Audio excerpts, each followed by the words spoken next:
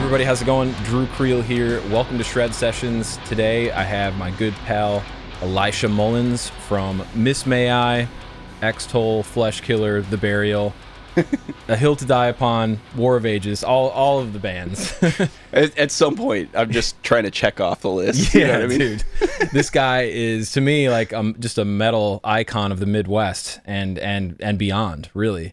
But, dude, thank you for driving out here. You drove 3 hours to be here. I'm happy to be here. This is awesome, dude. We've already been talking just so naturally for the last couple hours. Yeah, dude. That, this is great, man. Just time's flying, dude. It's great. So talk about where you're living these days, man. I know you're from, well, first, I want to back up a little bit. And several years ago, I think it was 2013 or 2014. Oh, yeah, 2013. 2013. I think it was like holidays 2013. I was passing through Illinois to go see my folks up in Northeast Iowa. Yeah. And I stop off at a Casey's General Store in Gibson City, Illinois. Shout out to Casey's South. I had to go to the bathroom and get like a white Monster Energy or something. And I walk in, and my buddy Elisha, who I've seen from touring and I've seen on stage so many times, is wearing an apron, and he's making sandwiches back behind the Bane, bro. Yeah. You were freaking making sandwiches, and it surprised me, like, to see you in that environment, you know. And I was like, "What's up, dude? Like, yeah, I remember, what are you doing here?" I remember being in there, and like I'm working, and I see you walk in, and I'm like 99.9% sure that's Drew, but I had no idea that you. There's no reason for anybody on God's green earth to be in Gibson City, Illinois. Ever, basically. It was probably like Christmas time, like a few days before. Yeah. It was Christmas. Like right before. And I just had no reason to think it was you, but I was like, I'd swear that's him. And then as soon as you were like, oh, wait a minute. Dude, I think you had a beard cover on too. Didn't I probably had a net, like the whole thing, dude. Yeah. I'm back there making pizzas. You were rigged up, man. It's so funny to me because now you're touring and you're playing these huge shows, but talk us through like what was going on in your life during that time. Yeah. And kind of maybe just briefly like walk us through what you did over the last like decade or so to bring you to where you are now with Miss May I. And I am going to adjust the gain on your mic. Man, that point in time, so it was 2013, The Burial had like just put out the last record we did. In the Taking of Flesh, which that was the one that you were on. Yeah. We had that like jam session at the end that was like all the solos and stuff. So that was amazing, dude. Yeah, there's a track that's the last track on the album called Quintessence. Yeah.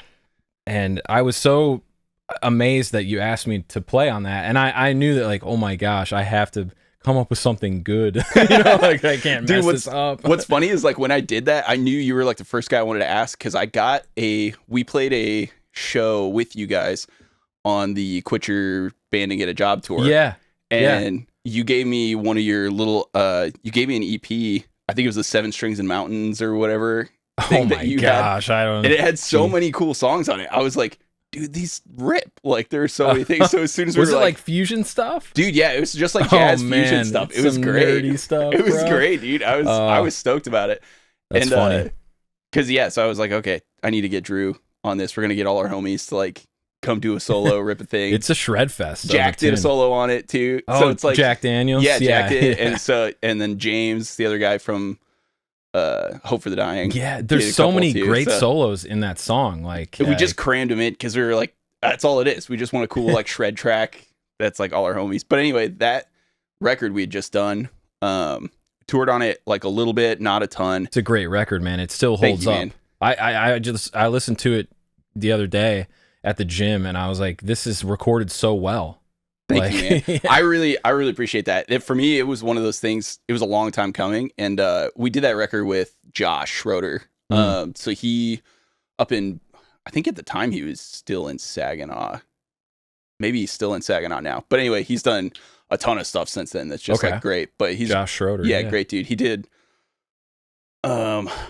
Our buddies in Dagan, they're this other like ocean metal band from like Michigan, so that's how we kind of knew of him. And he did A Plea for Purging, nice, a couple records for them. But yeah, fantastic, great dude, super good. He's still out there killing it. He does Signs of the Swarm, Lorna Shore, like all those bands now.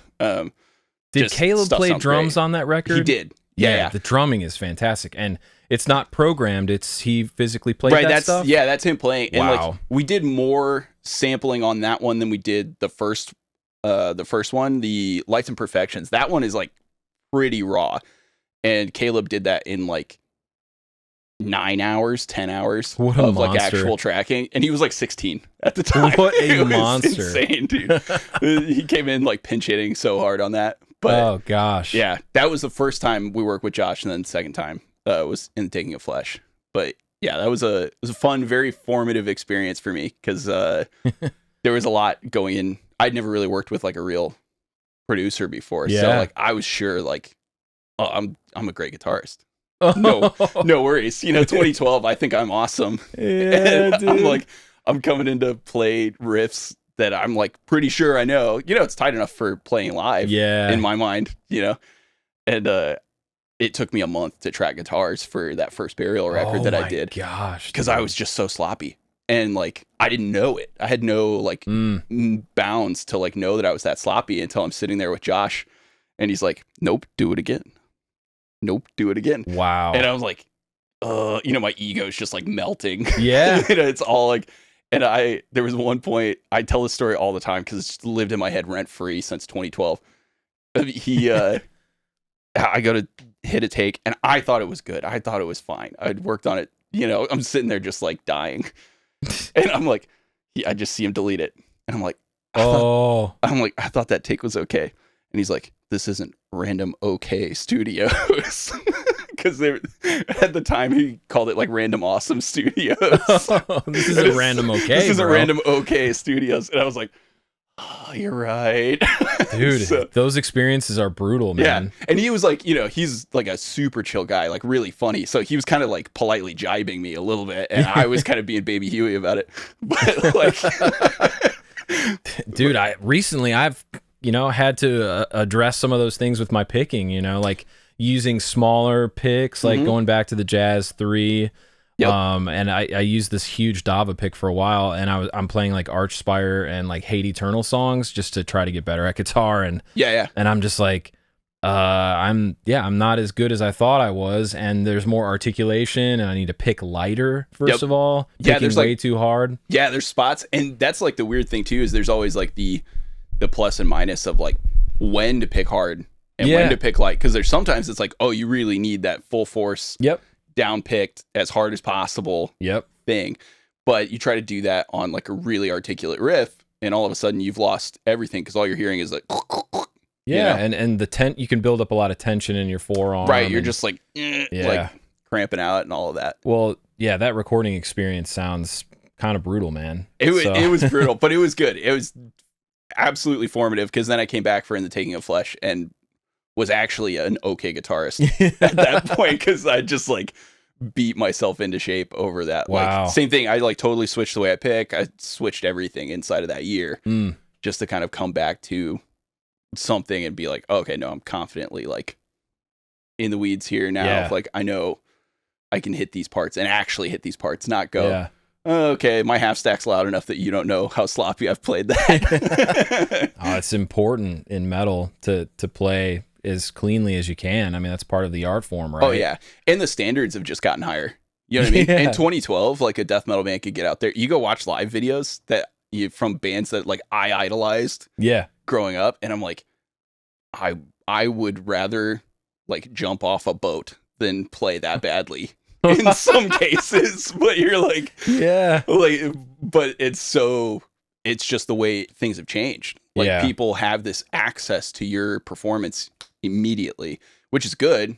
It's pushed us to all get better and be good at what you're doing. And part of that is the microscope of we're all hearing it in our ears at all times. There's no like monitoring issues nowadays. Right. If you've got it right here, I can hear exactly how sloppy I'm playing all the time if I'm playing sloppy. And so it's kind of removed that excuse, even for us as musicians internally. Yeah. I can't go like, I had a bad night, I couldn't hear myself.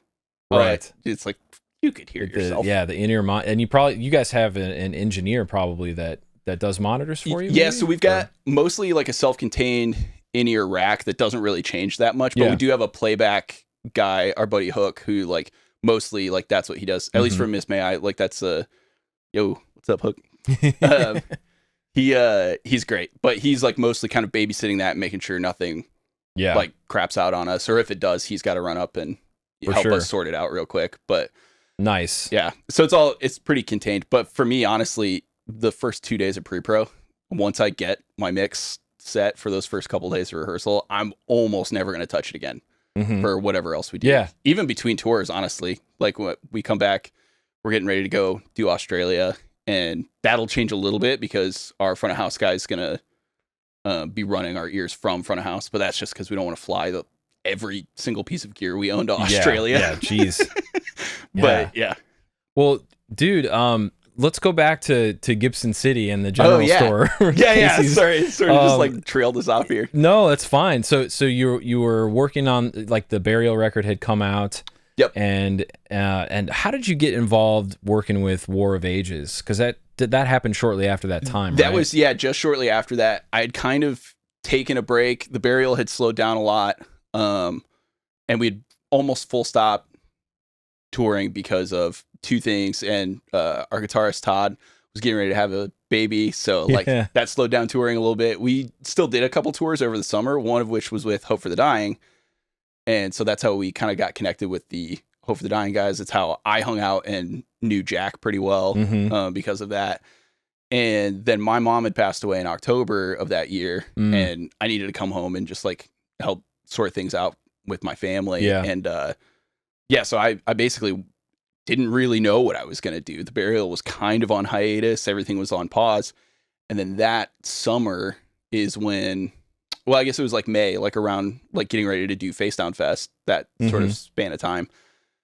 Jack called me and was like, "Hey, we need somebody to play bass and do some stuff for War of Ages." And I was like, "I could play bass." Like whatever. I could surely play bass. Then mostly it's kind of a start of a pattern of like I kept getting hired to do things for my voice, not for my guitar. Because really with the Burial, the reason I started with them is because they needed a vocalist. That's why I went full time with them, not for the guitar. I always thought it was so impressive that you played guitar and lead guitar at that, and were also the vocalist.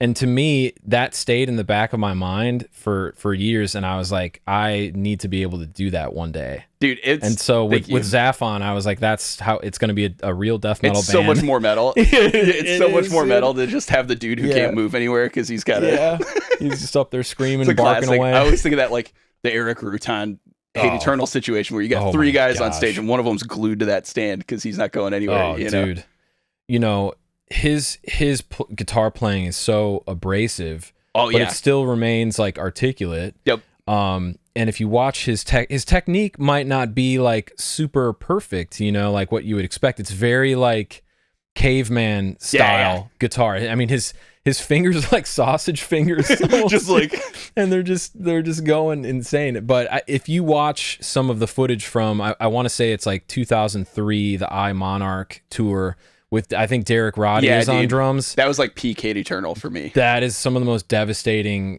like stuff you could listen to. Sounds so good. Most extreme metal I think that's ever been made. Dude, I like used to watch those videos religiously. The old like him doing like I Monarch and all of that, the recording sessions, like the drum cam videos of like it's like over his left shoulder. I can like picture it perfectly right now. Like, but I watch those videos days. Just like on repeat, Yeah, dude. That was but that metal of just like being the front man in that situation, you're glued to it. Yeah. And it's crazy, like you watch the like some of those old concerts and they're just ripping through these just devastating complex tunes. And then he'll just rip like a diminished solo that's like the most like artful, like brutal, interesting melodic thing I've ever heard. It's so cool. I'm just like, what is this guy even doing? Yeah. Like, how did this happen? That's how it's funny because like for me, my influences in like choosing to do that were mostly like Chuck from Death. Yeah. I was like, okay, it looks cool. Like he can do it. I should do it. Yeah. Muhammad from Necrophages. Necro, he was the one that I was like, oh, okay, a human can do this. I can like barely play any Necrophages songs, and he does them and does vocals.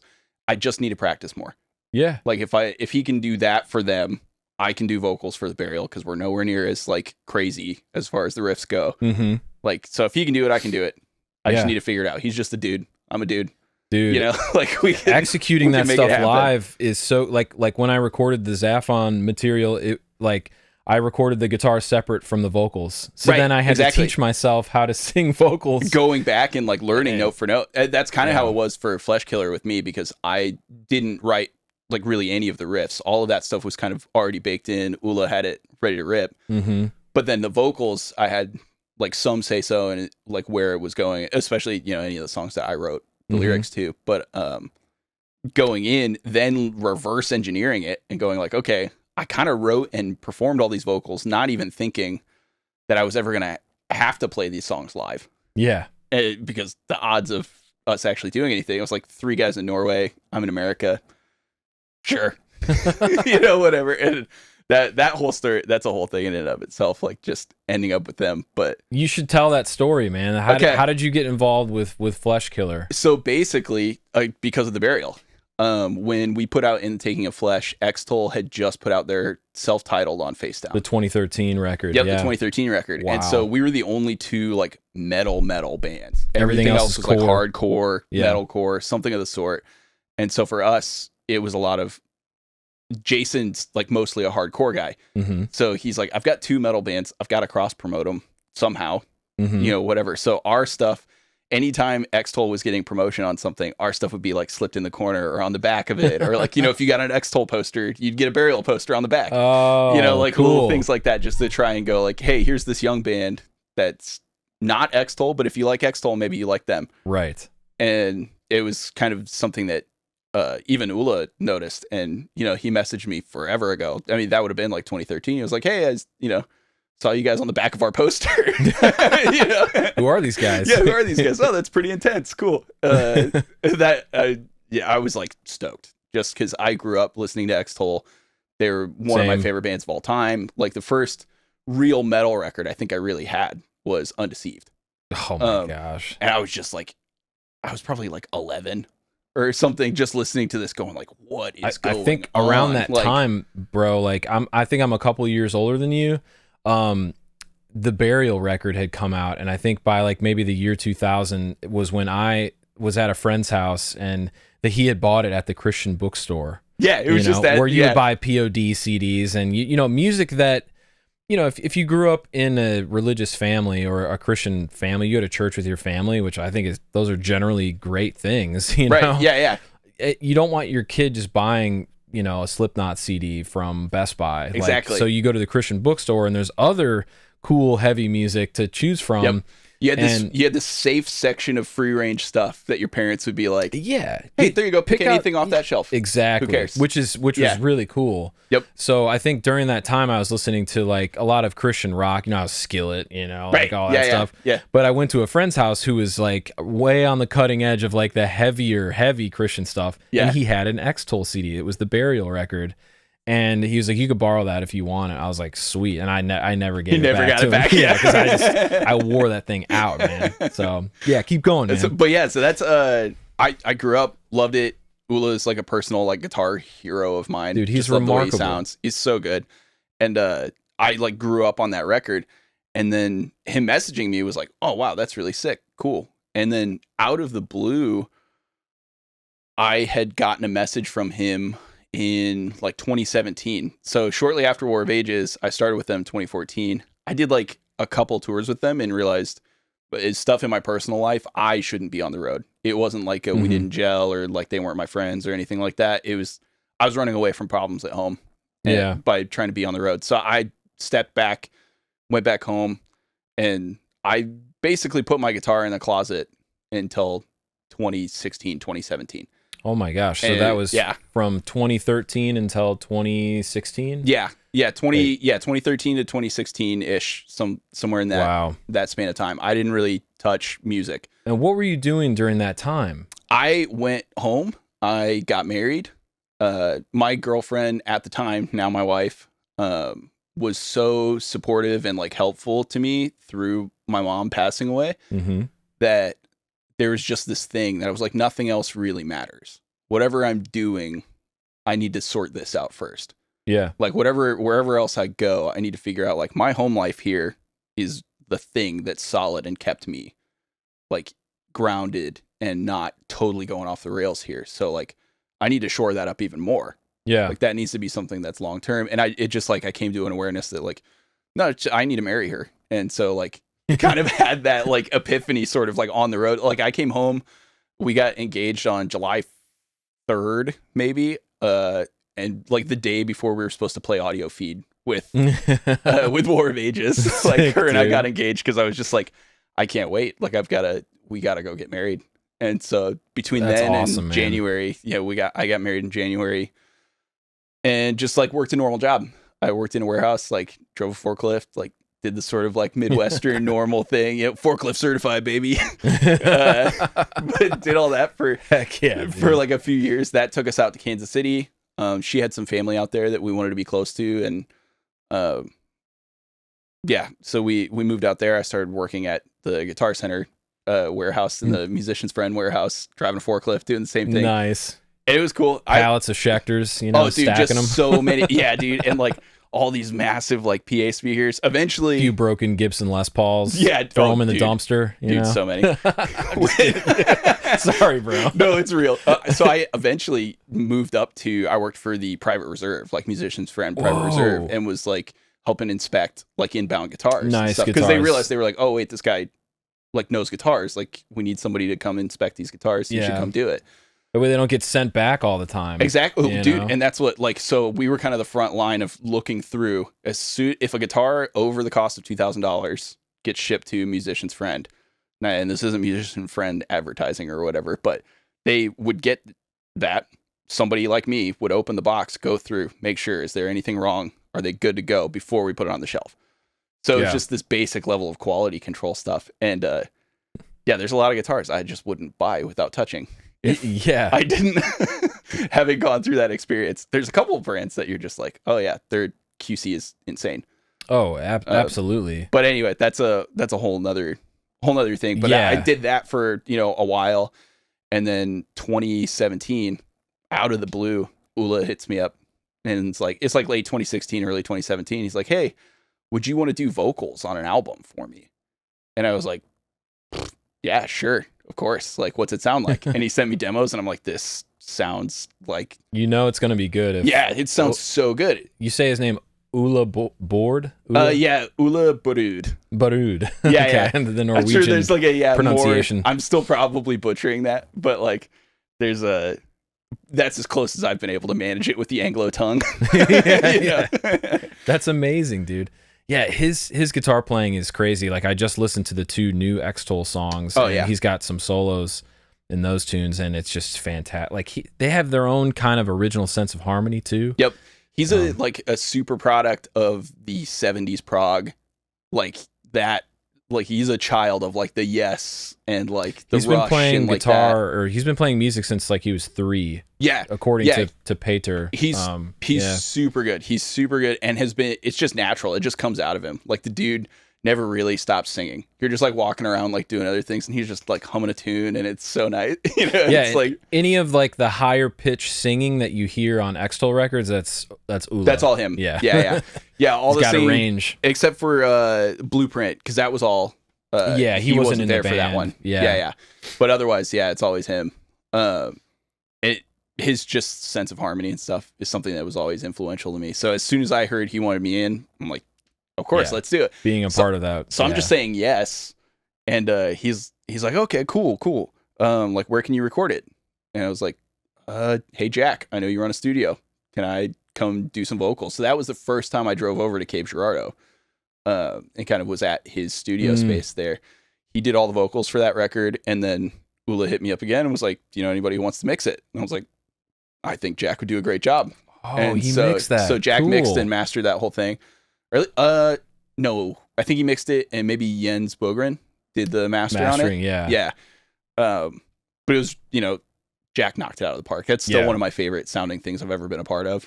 Yeah, man. It just sounds killer. thick and natural. But so that whole record cycle turned into, okay, I'll record some vocals. And then like a couple weeks later, he's like, hey, so like if we ever played live, would you want to play guitar? Like, do you think you could do guitar and vocals? And I'm like, yeah, sure, why not?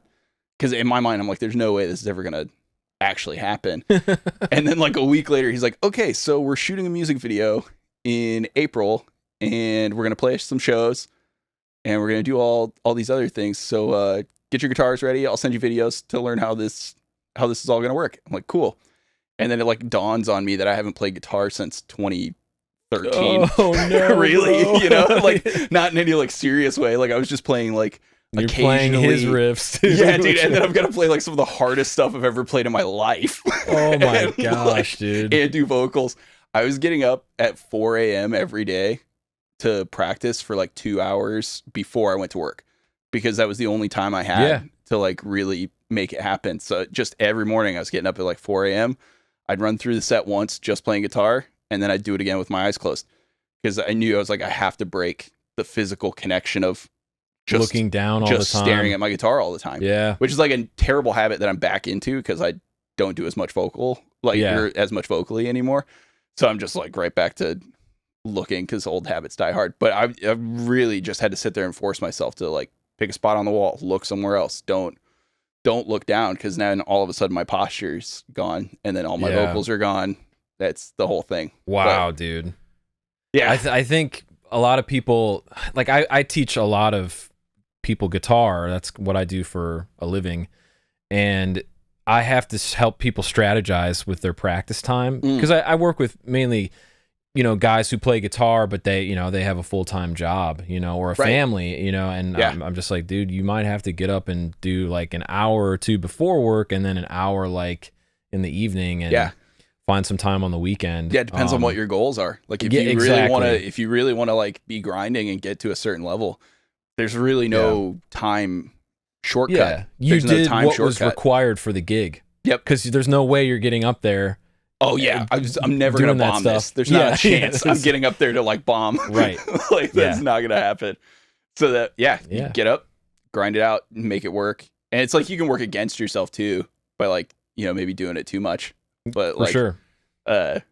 I would say this last tour I just did, we stopped in we were at the Palladium, and Ken Susie from Unearth came out, and we're like in the green room, and I'm warming up, doing my thing. I warm up a ridiculously long time, because I just want to be very, very warm by the time we hit stage. So I like sort of I meander around for like an hour. Kind of walk around with the guitar. Yeah, just play around, like whatever. I'm not really like actively like, I'm not trying to like rip. Just like get everything moving, get everything loose for like an hour before we ever touch stage. And as I'm doing it, Ken walks in and he's like, man, if you don't know the songs already, you're not going to learn them now. Like, you're toast. What a joker. I was like, man, he's roasting me, dude. That guy's a mean guitar player. Oh, dude, he's so good. He's so good. So what am I going to tell him? He's wrong?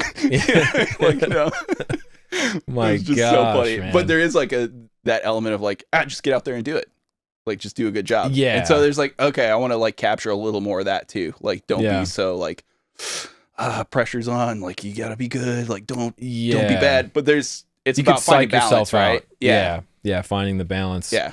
I think everybody has to have their own kind of like pre-stage ritual, you know, and for sure. And to get your head in the game for what you're about to do. Yep. And putting on a great show. I know Satriani, like watching DVDs and watching interviews of him, he would warm up for at least like an hour. Yeah. Before and play acoustically, on the guitar, and then he would be like, I'm getting myself excited to plug into the amp. Like that was his whole thing. That's funny. I've never really heard him say that, but that's actually kind of, I don't plug into an amp. I don't play with a practice amp or anything. I just play the riffs and kind of just I would like want tinker. My practice amp back there. There's a little bit of me that wants actually watching your stuff about the little Yamaha thing. My gosh. That's when I'm like, oh, one of those would be kind of nice, wouldn't it? But now they've got that nano quad, which I think I'm just going to grab one of those. Okay. Like it's the pedal with it has a headphone input? Yeah, it's got the headphones, and it's just super easy to like plug and play, go. It's like this big, and I already run a quad for everything I do. So it's. Do you want to show that off now since we're talking about it? Yeah, this is my sort of live rig at the moment. Well, I guess you would use this for everything. Yeah, I use this for pretty much everything. Temple boards. Yeah, it's a Temple board with the quad on it, and I've got the Shure GLDX on here, but that's kind of just a backup because most of our in-ear stuff is in the rack, or our all of our wireless stuff, all our RF stuff is coordinated in the rack. So it's like this is just shoot, I have to live my rig on my side of the stage tonight or something. Okay. And I want to be able to just plug right in, or the MIDI goes down and I need to do switching manually, because all of that stuff's programmed for me. I don't touch any of that. So you're wearing a wireless pack that goes to like the rig, like the playback rig. Yeah, the playback rig, and then that feeds this. That playback rig goes into. I'm just wondering, how does the sound get from the playback rig to there? So that goes straight from, in the playback rig, there's 2 racks of wireless, and one of them's for our ears and one of them's for our instruments. Okay. So the one for our instruments just feeds this input here. Okay. And then I've got it plugged in because it's just easier to travel with. But yeah, that feeds this here, and then these XLRs go back to our X32 for our in-ears. Okay. And then this also is got the USB. I run MIDI over USB to do all my switching and stuff, because we run an Ableton session that runs everything basically, as far as like runs our clicks, and like when we've got a light show that's like partially time coded or something like that, that's all running off of Ableton too. So like you don't have to step on this thing at all. I never touch it. It turns my tuner on. It turns any patch that I switch to. And I know some people, there's a definite skill to like the tap dancing, and I don't have it. Whatever that is, like whatever that skill is, I have 0% of the skills required to do that.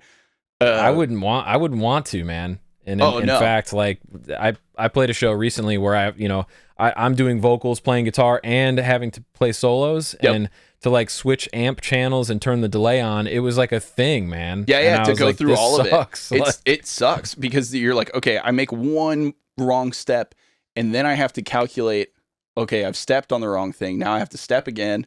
And if you practice it, it's like anything else, like you can get good at it. That's just not something I've ever spent the time. My rigs have always been basically A-B. There's heavy rhythm and lead. Yeah. And that's it. That's all I've ever wanted out of like a thing.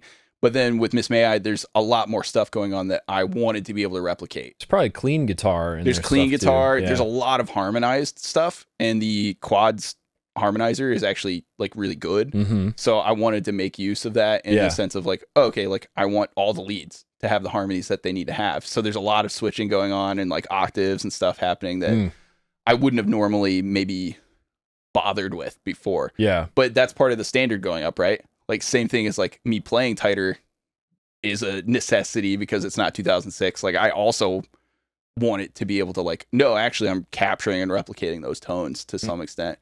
Maybe not album tone, because it's like, that's a bit of a like weird. Yeah. It's never going to translate the same live. Like you just want it to hit hard live. Yeah. But at least get the essence of like what those parts are. And yeah, everything on this is so small and simple. It fits in a Pelican case. Fits in a tiny little Pelican. Yeah.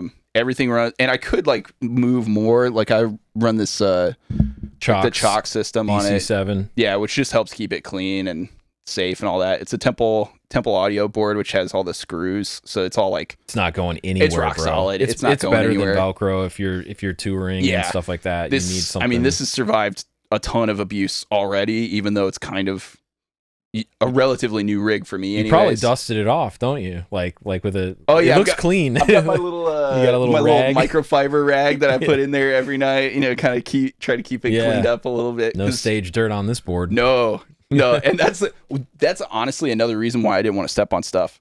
A big part of it is just like depending on where you're at, you've got stage divers, you've got people running around, you've got that board right here. It only takes one guy just kind of not paying attention to just go crunch right on the top of that. Yeah. Or unplug a cord. Unplug anything. And then you're spending the next few minutes like scrambling to try and figure out what's up. Yeah. So it's like the more this can live in the safe zone, the better. Yeah, I think Tyler Riley was like the first one to kind of tell me about that. You know, like he plays in Gideon. Yeah. And their music is aggressive, right? And he was like, yeah, I had to go to the Helix rack to keep it backstage so that people wouldn't step on it, because I think he originally had like maybe the floor the unit. big like normal so he was like, this just doesn't work with our style of music, you know. You get any sort of like crowd participation, and obviously Gideon's like heavy, their crowd's moving. They're a mosh band. Yeah, they're sure. moshing, like, so it's you're just asking for somebody to ruin your stuff, and you're gonna have a bad night, and then like at some point who's to blame? Right. I was kind of the one who put it there. This is your fault. Yeah, dude. So what amp models are you using in the Quad Cortex, and talk us through your effects and pedals and all that stuff. I've got two separate captures that I run at the same time for my main like rhythm tone, and I have one that is a Bogner Ecstasy that we have at the studio. Cool. That I took and made like really like crispy and chalky. And then we have a couple splawns that I really like. There's one, the Quick Rod, the Nitro. And I love the Quick Rod. It's this like purple Marshall JCM, sort of like hot rod. It sounds so good. I love that amp. But the other one is just the the Nitro, which is like a little bit of the same, but like more, it's just beefier and fuzzier. Yeah. So I take that one, super high gain. And that's blended in with the super chalky one that barely has any gain. Mm-hmm. So it's kind of this like mixture of these two pre-cab. And then both of those feed the same cab. And then that goes out into all my post effects. And I captured both of them with a KSR Hera in front. So it's like this little overdrive that's got a handful of like switches. It's my favorite overdrive on the planet. Is it the one behind you? Or is that a different one? Okay, so that's the Eros. That's the Eros. That's the Eros. It's very similar, but the Hera is just sharper. Okay. It's got, at least that's what it felt like to me, because we kind of ran through and did a couple things with the Eros and the Hera. I think that one is, it's a good overdrive, but there are better overdrive. Exactly. And I love KSR stuff. I know. Yeah, I love KSR stuff. The guy that makes those amps is incredible. He loves death metal. Like he makes great products. They sound so good. For whatever reason, like I was just like, I could switch this out with anything, Right, exactly. It's cool. It's got some good switches on it. Tech Death pays the rent and all. Yeah. I'll talk about it. Dude, I'm a huge fan of Defeated Sanity. Oh, yeah. And they're an amazing band. But I've listened to a couple of interviews of them with some real brutal death metal like purists, and they just think deathcore is like the worst thing ever. and metalcore, they're like, oh, that's like dance music, bro. That's not the real stuff. That's not real. Like, what is it? It's like rap. They're playing freaking rap music up there. And I just thought that was, first of all, just hilarious. So good. On its surface. But I was just like, dude, a lot of people like it, man. Yeah, a lot of people love it. And there's like there's a thing that like, crowds are different. It's a whole different world, going from like a super like brutal death elitist metal. Death metal situation to those guys are like, we record live in the studio. Like that's exactly. They're trying to capture. I one take these things. Something, which is incredible. It's cool, but some of the coolest, even the blended records. I would say I love The Cleansing by Suicide Silence, and they kind of did that whole thing, like no click. They just like tracked it, and then Mitch came in and tracked his vocals over it later. That's amazing. But it's like that. It kind of has that old school feel of like it's rough around the edges and stuff. It's like there is a little bit of magic there that I think the old death metal guys, as crotchety as they get, I think they're correct a little bit about that. Well, I think it's what they're talking about is like the level of musicianship that is required to play the style. And I think a lot of modern musicians, to be honest with you, they rely more on the technology. It's just a different way of making music. It's a different way of doing it. The Buster Odehome way of making a guitar record is very different from even what I would do. Right, exactly. Where he's like sampling his guitar and then pitch shifting in all these different ways. Like moving it around in all these places. Yeah. Just crazy to me. Like I would never approach, just because I have spent so many hours sitting with the guitar playing and practicing. Doing it this way. I wouldn't want to just he's doing something really special, you know, I think. Yeah, and that's another thing about it too, is like there's the objective notion of just like, no, this is better, or no, this is worse. I don't think it's better. It's really hard. Exactly. Yeah. It's really hard to make those sort of statements about anything artistic. I think there are objective values even in art, but I don't think that's one of them. You know what I mean? Exactly. I think it's like when you're talking about the difference of like, somebody like threw a can of paint at a canvas and calls it a masterpiece. Like there's something objectively worse about that than like Rembrandt. Right. No, I'm with you on that. But like there is some wiggle room and some gray in there that's like, okay, like I can see there's artistic merit to this thing that's breaking the rule. Well, modern Like- art could just be a psyop for degrading society, but that's just another Jackson Pollock. I mean, yeah, the exactly. CIA, like The CIA, all of it. Yeah. We won't go down that rabbit hole now, but yeah, there's another potential. There's argument. a whole thing. Yeah.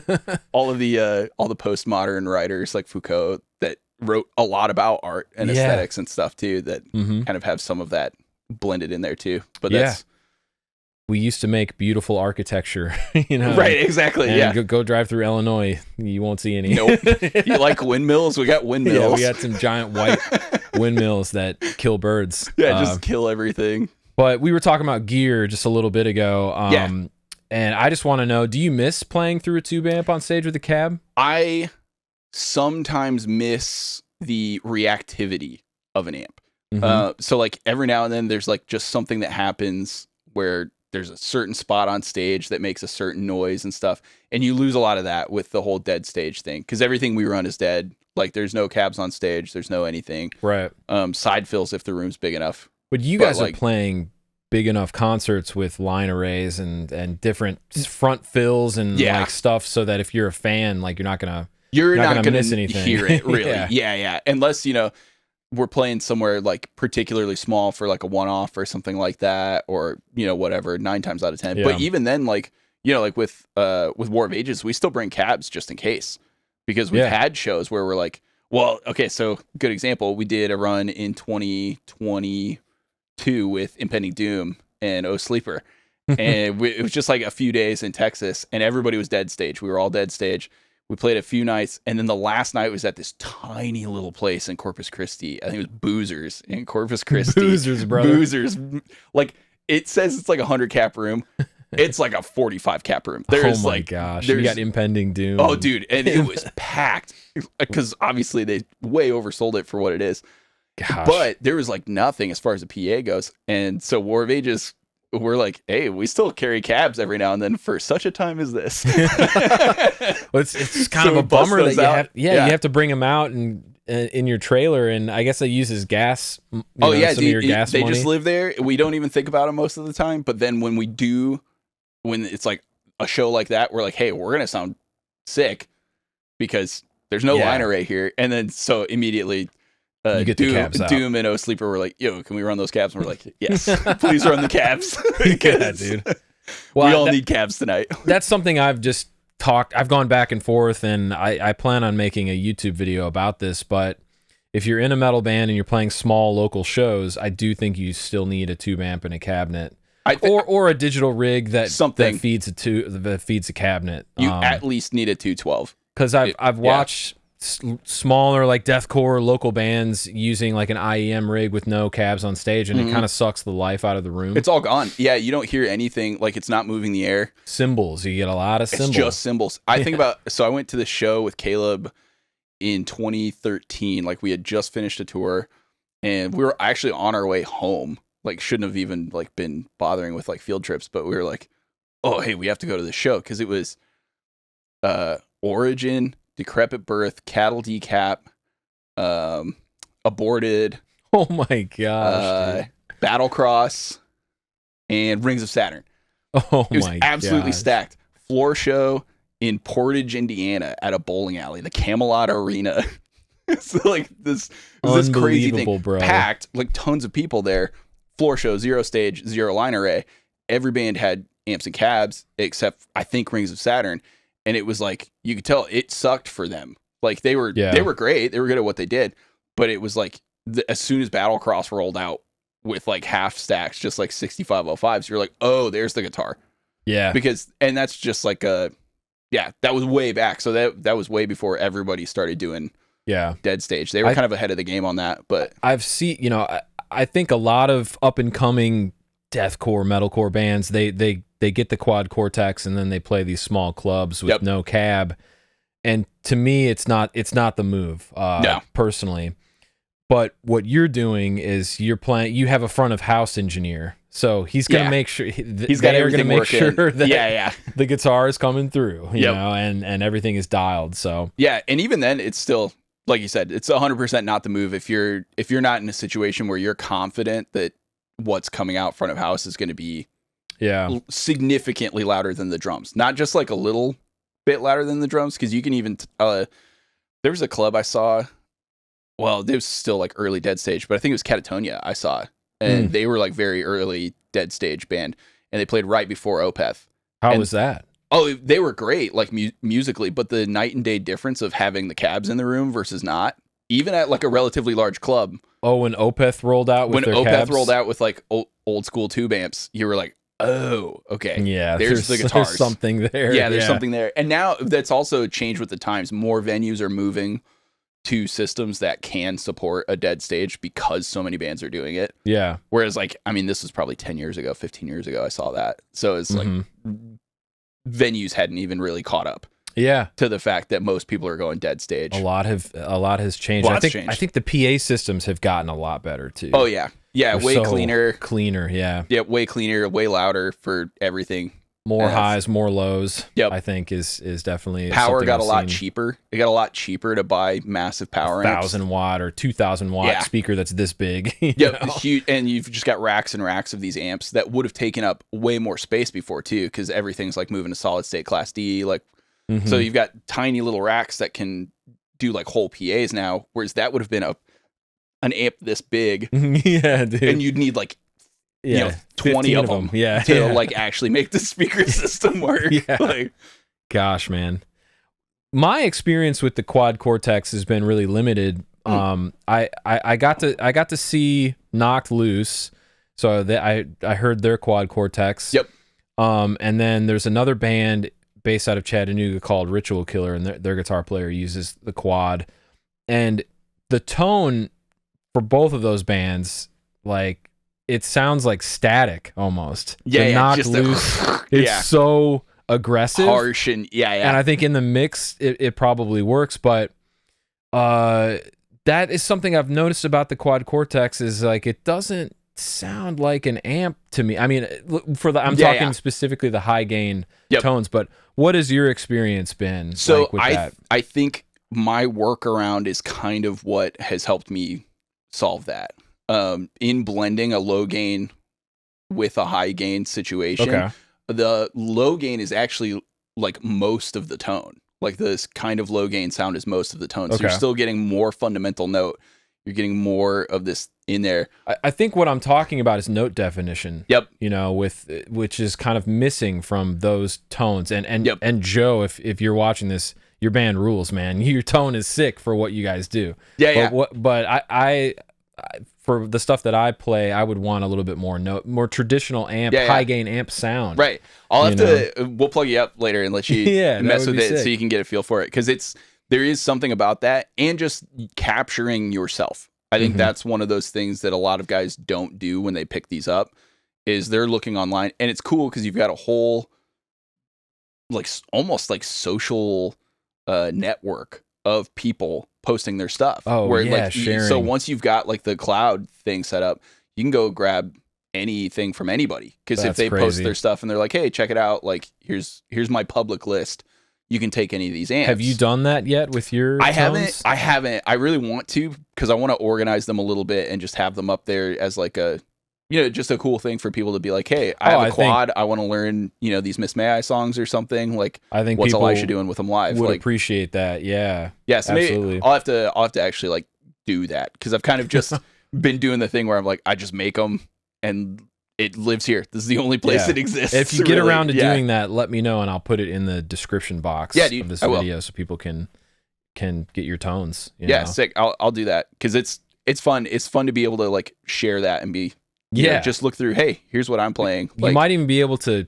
charge a small fee. I don't know, get some sort of thing. Funny enough, I've done that with the THR tones, and like, I don't know, once a week, someone will somewhere in the world will download They're my just THR like, oh, hey, tones. I'll take that THR. Yeah. Well, dude, the things you got on there were sick. That's why I was like, as soon as I heard that, I was like, dang, that thing kind of rips. Guitar players need different ways to make money. Exactly. So what I'm saying is you might be able to sell it as a pack. Right, sort of turn that around. Because you put a lot of work into creating that sound. Yeah, and it feels good. I really like it. It's actually hard. So to go back to, do I miss the tube amps? I did. And not really anymore. Yeah. This is like the first rig I've had that in my ears feels as good and clean, and I like as much as playing a tube amp. Awesome. And what do you use for in-ears, man? What brand? I've got 64. 64 ears. audio. Which model? I think I'm running the A3s still. Okay. Because I was told, whether or not it's true, we'll see. But it's worked for me. They've been super articulate. They're just 3 drivers. If you're playing a fuller range instrument, you want higher driver counts. So if you were like a drummer or something, you'd want A6s or something like that. Yeah. But there's actually like diminishing returns on how many drivers you're getting versus how much you actually need to hear. Like the ones I have from Amazon have 16 drivers, bro. Whoa, no. Just, my KZSTs or whatever. Dude. Yeah. I had a buddy tell me to get the KZ10 Pros, and I think they're like $50. For the money, yeah, you can get something. But I told the bass player that I work with, Jared, bought them, and they were like freaking falling out of his ears. You're just like the whole sweating. Time. Yeah, you know? Dude, and they just like slowly dribble out. Get molded ears if you can. Molded, if you can afford yeah, them, it's got to be molded. That alone is kind of worth whatever the barrier and entry is. Even if you're looking at like, oh, I don't want to spend $2,600 on these crazy, massive drivers, whatever. Get a 3 driver with custom molds. Yeah, you'll be fine. I've been using the exact same pair since 2018. And what does a pair like that run? Is that like 500, 1,000? I want to say it was like 1,000, maybe. Maybe less now. But I think it was like 1,000 when I got them. 7 years. Like 7 years at this point. Amazing. And I do kind of need to remold them soon because your ears just change over time. I have a pair of I have a pair of Westtones that were like $400 and they have already broken. Exactly. And so I bought them a couple years ago, and that was like a highly recommended brand from Sweetwater. Yeah. And they do the molded thing too, and maybe I can write to them and get them replaced. But I was really disappointed. It's kind of a bummer. Yeah, they just was broke. It actual like a driver blown? Yeah, we must have had the system on too loud at some point when they weren't in my ears, and like my pack, I must have had it turned up too high. Oh yeah, and it blew them, popped them. Yeah, which I'm pretty careful about things with my gear, and it was just like, what the heck?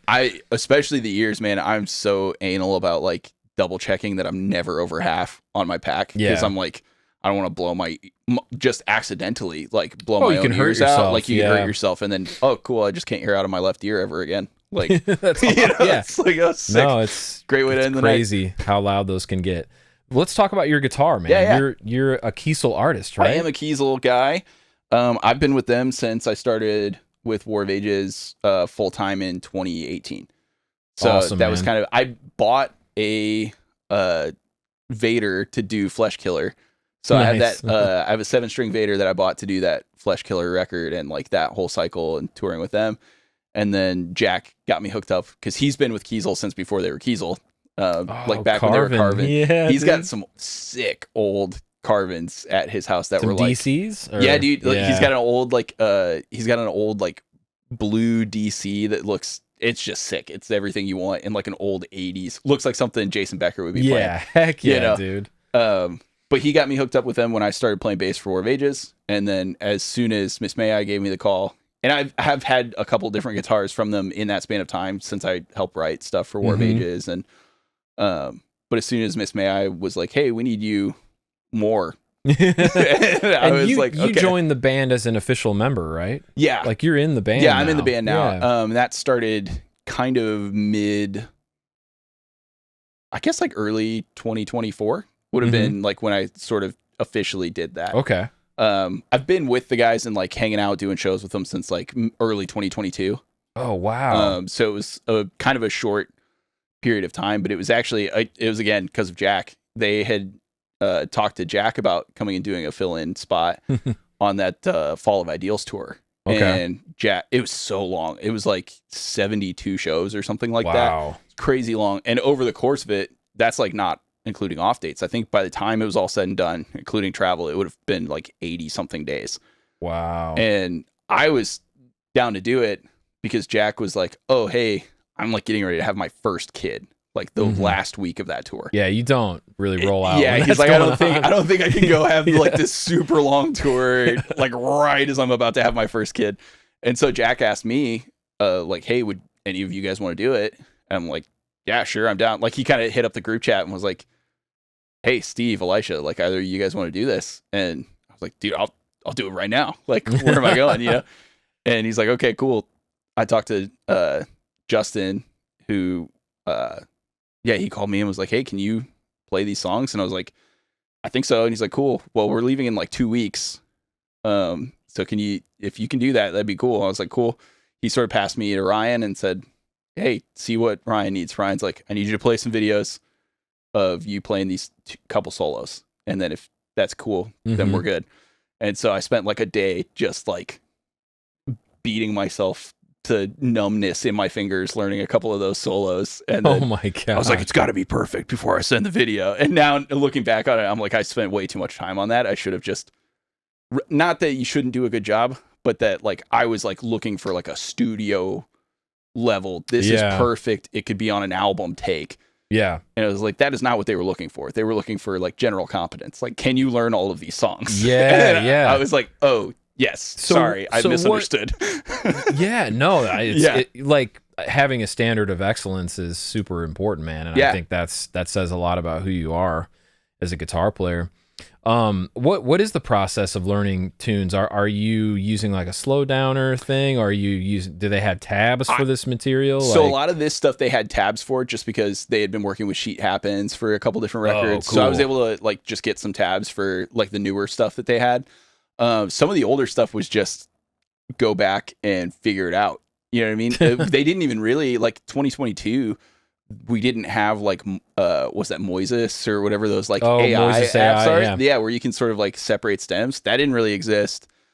They did get me some stems, I want to say, for a couple of the songs, because I had like 6 or 7 songs I just had to learn in like a couple weeks, and a few of them had solos that were kind of tricky. Yeah. So that was the like impetus for me, is I was like, if I can learn those solos first, and then I'm good. So I would just go through, learn a song, practice it, get it to the point that it's like, okay, it's under my fingers. I've got 2 weeks to do this for like 7 songs.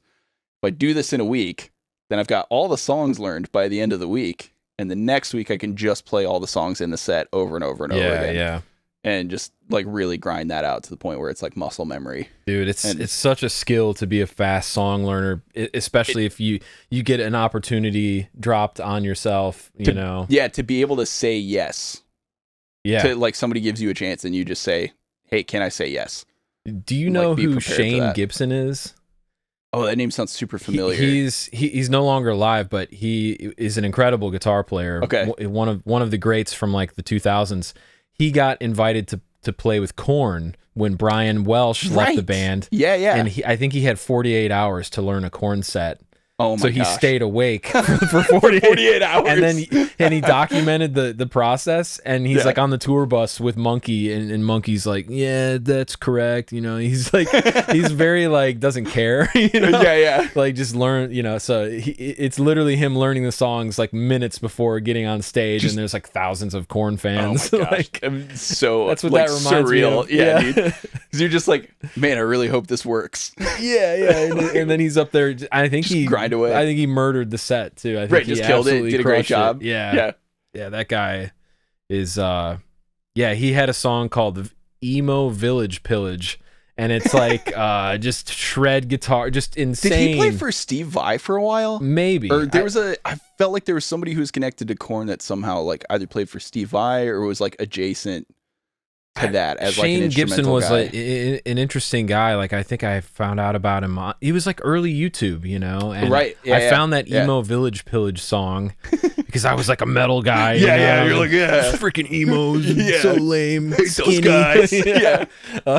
Were those your sister's jeans? Yeah, it's so stupid. Like the haircuts are dumb. Like, and I remember listening to that song and being like, yeah, and it was this crazy shred, like over the top, like computer drums. Like it was just outrageous. But that, learning a set of tunes in a week or 2 weeks that's crunch time, man. And it's a lot of that. Just like, it's funny how those things in your early life of playing guitar like translate to that, because when because I grew up in the middle of nowhere, Gibson City, Illinois, nobody else played metal. You know what I mean? Like there was no other like metal band to join or something. What do people listen to out there? Country? I mean, it's a lot. Well, that's the crazy thing. A lot of people do listen to metal. A lot of people do listen to like heavy stuff. It's just that like the number of people required in any one given spot to produce enough musicians to have a music scene is like, people underestimate how many people it takes for that to be the case. Point. You know what I mean? Like how many musicians do you need in one place to come up with 10 bands? Yeah. That all sort of organically form and like find each other in a weird way. And they didn't exist. Yeah. There weren't enough people for that to be a thing. So all the bands I joined were like from 3 or 4 hours away, and I would just drive and like go to band practice once a week, 3 hours away. You know what I mean? Dude, that's funny, man. And but it came from like a lot of that learning by ear and just figuring it out came from sitting in my room, because that's the only place I'm going to learn how to play guitar, right? Like sat there with Ashes of the Wake and like taught myself how to play riffs, basically, because Lamb of God was the only band that mattered. Yeah. So it's just like, this is it. That's all I'm doing. Oh like, my gosh, man. Just go learn how to play these riffs. That's amazing. But, talk about this guitar, man. Like, let's spec it out real quick. So this is a VM6 Vanquish multi-scale 6-string. I believe it's 27 to 25.5. Could be 26.5. Who knows? Don't care, nerds. Anyway, it makes the bass strings a little tighter, and then the top strings feel nice and noodly, so you can shred. Exactly. I like a skinny top, heavy bottom kind of feel on strings. So these are 11 to 54, which then that just makes it more tense. This is in drop C for that. If I'm playing in drop A, I do 62 to 12. You play drop A on a 6-string as well? Yeah. Yeah, drop A on a 6-string for your Nile cover videos. Yeah, exactly. All the Nile stuff. It's funny because there's like a handful of stuff on the new Miss May I record. Well, 2 years ago now, like Miss May I record, that's all drop A. Oh, and so, I noticed that. There's some really low stuff, and there's like a couple that are all the way down in G sharp that are on a 7-string. So it's like drop C with a 7-string, and and like C sharp, or G sharp rather. But yeah, so that's the multi-scale is kind of another one of those features that I don't think I'll ever not get in a guitar again. Yeah. It's all ash and then roasted maple for the neck. That's another feature I probably won't ever not get on a guitar. Just especially for touring, man. The neck doesn't move. It's the same exact guitar every time I pick it up every night, and that's all I want out of it. Yeah, it's like devoid of all moisture at that point. There's nothing. They put it in an oven and cook it. And, And especially on the road, like you don't think about it's sitting in a trailer all night, every night. When you're flying, it's getting super cold. Like all of the temperature changes, the fluctuations and stuff. Anything you can do to sort of like balance against that is that's what I want.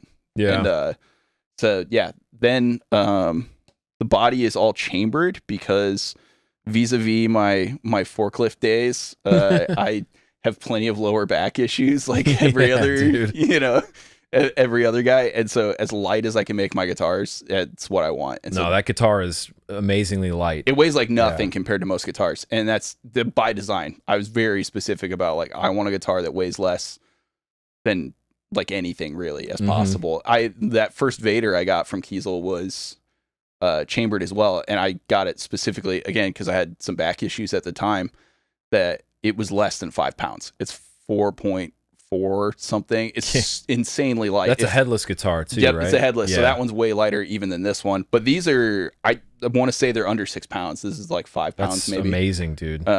Weighs nothing. It's great. And that burst, did you pick that burst out? It's kind of a Gibson silver burst, right? I like so it's like a black burst. It's really hard to tell, but it's my favorite color that Kiesel makes, which is seafoam.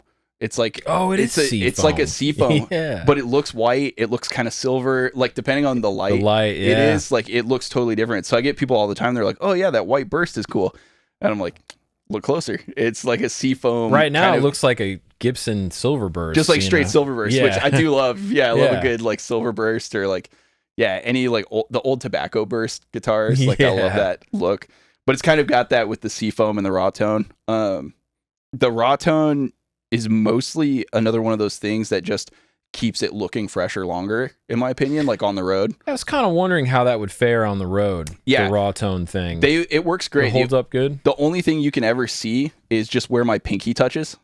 that's always going to Yeah, gloss I up. have a spot on my guitar. Exactly, because the oil in your hand is just like constantly rubbing up against that one spot. So like right around here is slowly turning back gloss. The rest of it's still matte. But even then, it's not like the same kind of gloss as like a thick poly coat. Because once you do like one little nick or something to a thick poly thing, it's like there's a huge crack. Yeah. You'll never make it look nice again. Like, whereas anything that's like a really thin finish, it'll slowly just kind of wear away. Like, even though I've kind of abused these things, like they've done every show I've played. It looks really clean, dude. It looks like a new guitar, honestly. Since 2022, this has been like the guitar that I've played. Wow. Practiced every day, like whatever. And I've got pretty like acidic sweat, so it's like all this stuff would get rusted out normally, but that's also just diligence. Like, try to keep it clean. Up. Yeah, try to treat it like a tool. You know what I mean? Is that a black Limba fingerboard? It is. Sorry to just be a wood nerd. No, but it's zebra wood. Oh, sick. Yeah, it's zebra wood, which is really thirsty. Yeah, it's cool. I wanted something that was kind of like pale moon ebony, but there's like kind of a massive shortage of that stuff now. Yeah. And so it's super like, it's hard to get a hold of, and I always feel a little bit like it's so I just didn't need anything that fancy. Yeah. I wanted the look of it. It does look really, it's pretty busy for a fingerboard. Yeah, exactly. You know? It's like, whereas now looking back, I probably would have done these just roasted bird's eye, because I like the feel of roasted bird's eye a little bit better, because you can feel just a bit of like the zebra wood like resisting you. Oh yeah, a little bit. You can actually like feel, and it's such a like particular thing. I don't think it makes any difference in the sound whatsoever. It's purely just a like your fingers feel the wood. That's kind a of killer situation. Killer for me. guitar. I love the small headstock too. Oh, thanks. Yeah, I thought about like getting a big reverse. Oh yeah, thing on big it and stuff, pointy 'cause I'm hockey like, stick. yeah, that looks there. cool. But then the weight, it's another one of those things of like, it just instantly, like, you think about like if you're trying to go compact, doesn't neck dive on you, like all that stuff. Yeah. But yeah, what kind of pickups are you rocking in there? These are both the lithiums. Yeah, I've messed around with a bunch of the other ones. We've got but because Jack's a Kiesel guy too, so at the studio we've got a ton of different ones that are the thoriums or the berylliums. I think the thorium is the hot. It's really, super hot. They're cool. Yeah, they're really cool, but they're going. Yeah, they're going. They're like 20 ohm output. Yeah, dude. Or something. Yeah, they're super. Whereas these kind of have like a pick articulation thing. There's something about the chalky like pick sound that I just really like out of the lithiums. I have a couple of guitars with berylliums in them. They're great for like a rock lower gain stuff. If I'm doing something that's like edge of breakup, I'd rather have something like that because it's a little softer on the like the high end. It's not quite as like shimmery and brash as like these lithiums are. But yeah, so that's in the bridge. And honest to goodness, I could probably never put a neck pickup in any guitar I've ever owned, and I would just be fine because I never switched to the front pickup for anything. Really? Okay. Yeah, it's like partially, it's the same thing as the footwork thing. It's just a laziness thing that like stuck. And then a lot of my favorite lead players never did either. So it's like Alexi Laiho. He's like, if Lamb of God taught me how to play riffs, like Children of Bodom taught me how to play like leads and solos and stuff. Man. Like I was always trying to learn their stuff. And I was like, oh, that sound. And all of my friends were like, oh yeah, you read on metal forums and they're like, you have to have that front pickup. Like, any guitar guy's going to tell you have to go to the front pickup. And I'm like, it just doesn't sound right to me. That doesn't sound like what Alexi's doing. And then you realize, he never had one. It drops the guitar out of the mix sometimes in a dense heavy metal band. If you switch to the neck pickup, it's like you're gone. Yeah. Suddenly. Whereas with, John Petrucci in Dream Theater, their music is designed for like lead guitar. So when he's got that really liquidy, like neck pickup tone. And I think a lot of guys think that their band is going to get that. But you'd have to just tell the other guitar player to stop playing. And just have bass and keys maybe. And unless you've got a really nasty articulate picking like thing, like some guys are really good at getting that articulate tone out of that front pickup. I'm not that guy. Like, that's just not the way I play. I don't play clean enough for that to be like a thing where I feel confident. Like, I go to the front pickup, it's going to sound as aggressive as I want it to. And it almost never does. It always just like feels like just a little too fluffy for me. So I'm like, okay. A lot of companies are just deleting that neck pickup, man. Yeah. Like LTD and ESP, and because there's a lot of people. There's a lot of people who just like don't. Well, yeah, you've got that Ibanez there. Yeah, that guitar is crazy. That thing's sick, dude. One EMG 81 in there. Yes, it's awesome. Just screaming. Yeah, that's my Hate Eternal guitar right now. That's C sharp standard. Yep, perfect. Yeah, it sounds killer. Yeah, that's an awesome guitar. So you have that one and then a backup. Yep, I've got one basically built just I built them at the same time, and I wanted them to be identical because just for different tunings. Mm-hmm. So like I have this one here, and then I have the other one in A, and for any of the songs that we do in B flat, I just pitch I just pitch the C guitar down with the transpose, because that's another thing with the quad that you couldn't have gotten away with even just a couple years ago. There's always like a weird tone. Yeah, it doesn't track as well. Yeah, I have had zero problems with the transpose on the new neural setups. And so for me, it's meant that I've actually moved both of my guitars to C, and I just pitch shift everything. So I never change guitars. That's awesome. I just have one and a backup now because I can go all the way down to A, and it still sounds great, still feels great. There's no latency in like feeling it or whatever else. So that's incredible. Yeah, it makes it so much easier. But I built the two guitars identically, hoping that I wouldn't have a favorite. Because my idea was like, oh, I know if they're different, I'm gonna like mentally attach to one, and then all the A guitars, I'm gonna feel like, or all the A songs in a live set, I'm gonna be like, no, this guitar is just not as nice, whatever. And so I was like, if I build them exactly the same, I'm not gonna have a favorite. And then I build them the exact same, and of course I have a favorite. Same woods and everything? Exactly the same. Chambering? Spec by spec, 100%. And they're still just different, man. They're just a little bit of difference. That's how guitars are. Yeah. And it's purely feel. They don't sound any different. Like if I was objectively just like, okay, I'm going to chug these, I'm going to chug those, and listen to the DIs, there's not a chance I'm ever going to pick out which one is which. But I do know when I'm holding it, oh, actually I prefer this one, or oh, I prefer that one. Yeah. Like, and for whatever reason, the C guitar one. Yeah, it's man. my favorite. So. That's funny. What do you like about Kiesel guitars generally? Like I'm a huge fan. I mean, I think they make great instruments, and their fretwork is always like perfect. Yep. They feel great. They look cool. They look modern. And you can personalize the guitars. But yeah, tell me what you like about working with Kiesel. For getting an American-made guitar to your specs, there just isn't somebody else on the market that's going to be producing an instrument at that quality for that range. And like, yeah, if you spend like $10,000 on some like crazy custom build from somewhere else, are you getting like very slightly more out of like, oh yeah, but my tolerance is around, this, the pole alignment is like within 0.00001 micrometer, whatever.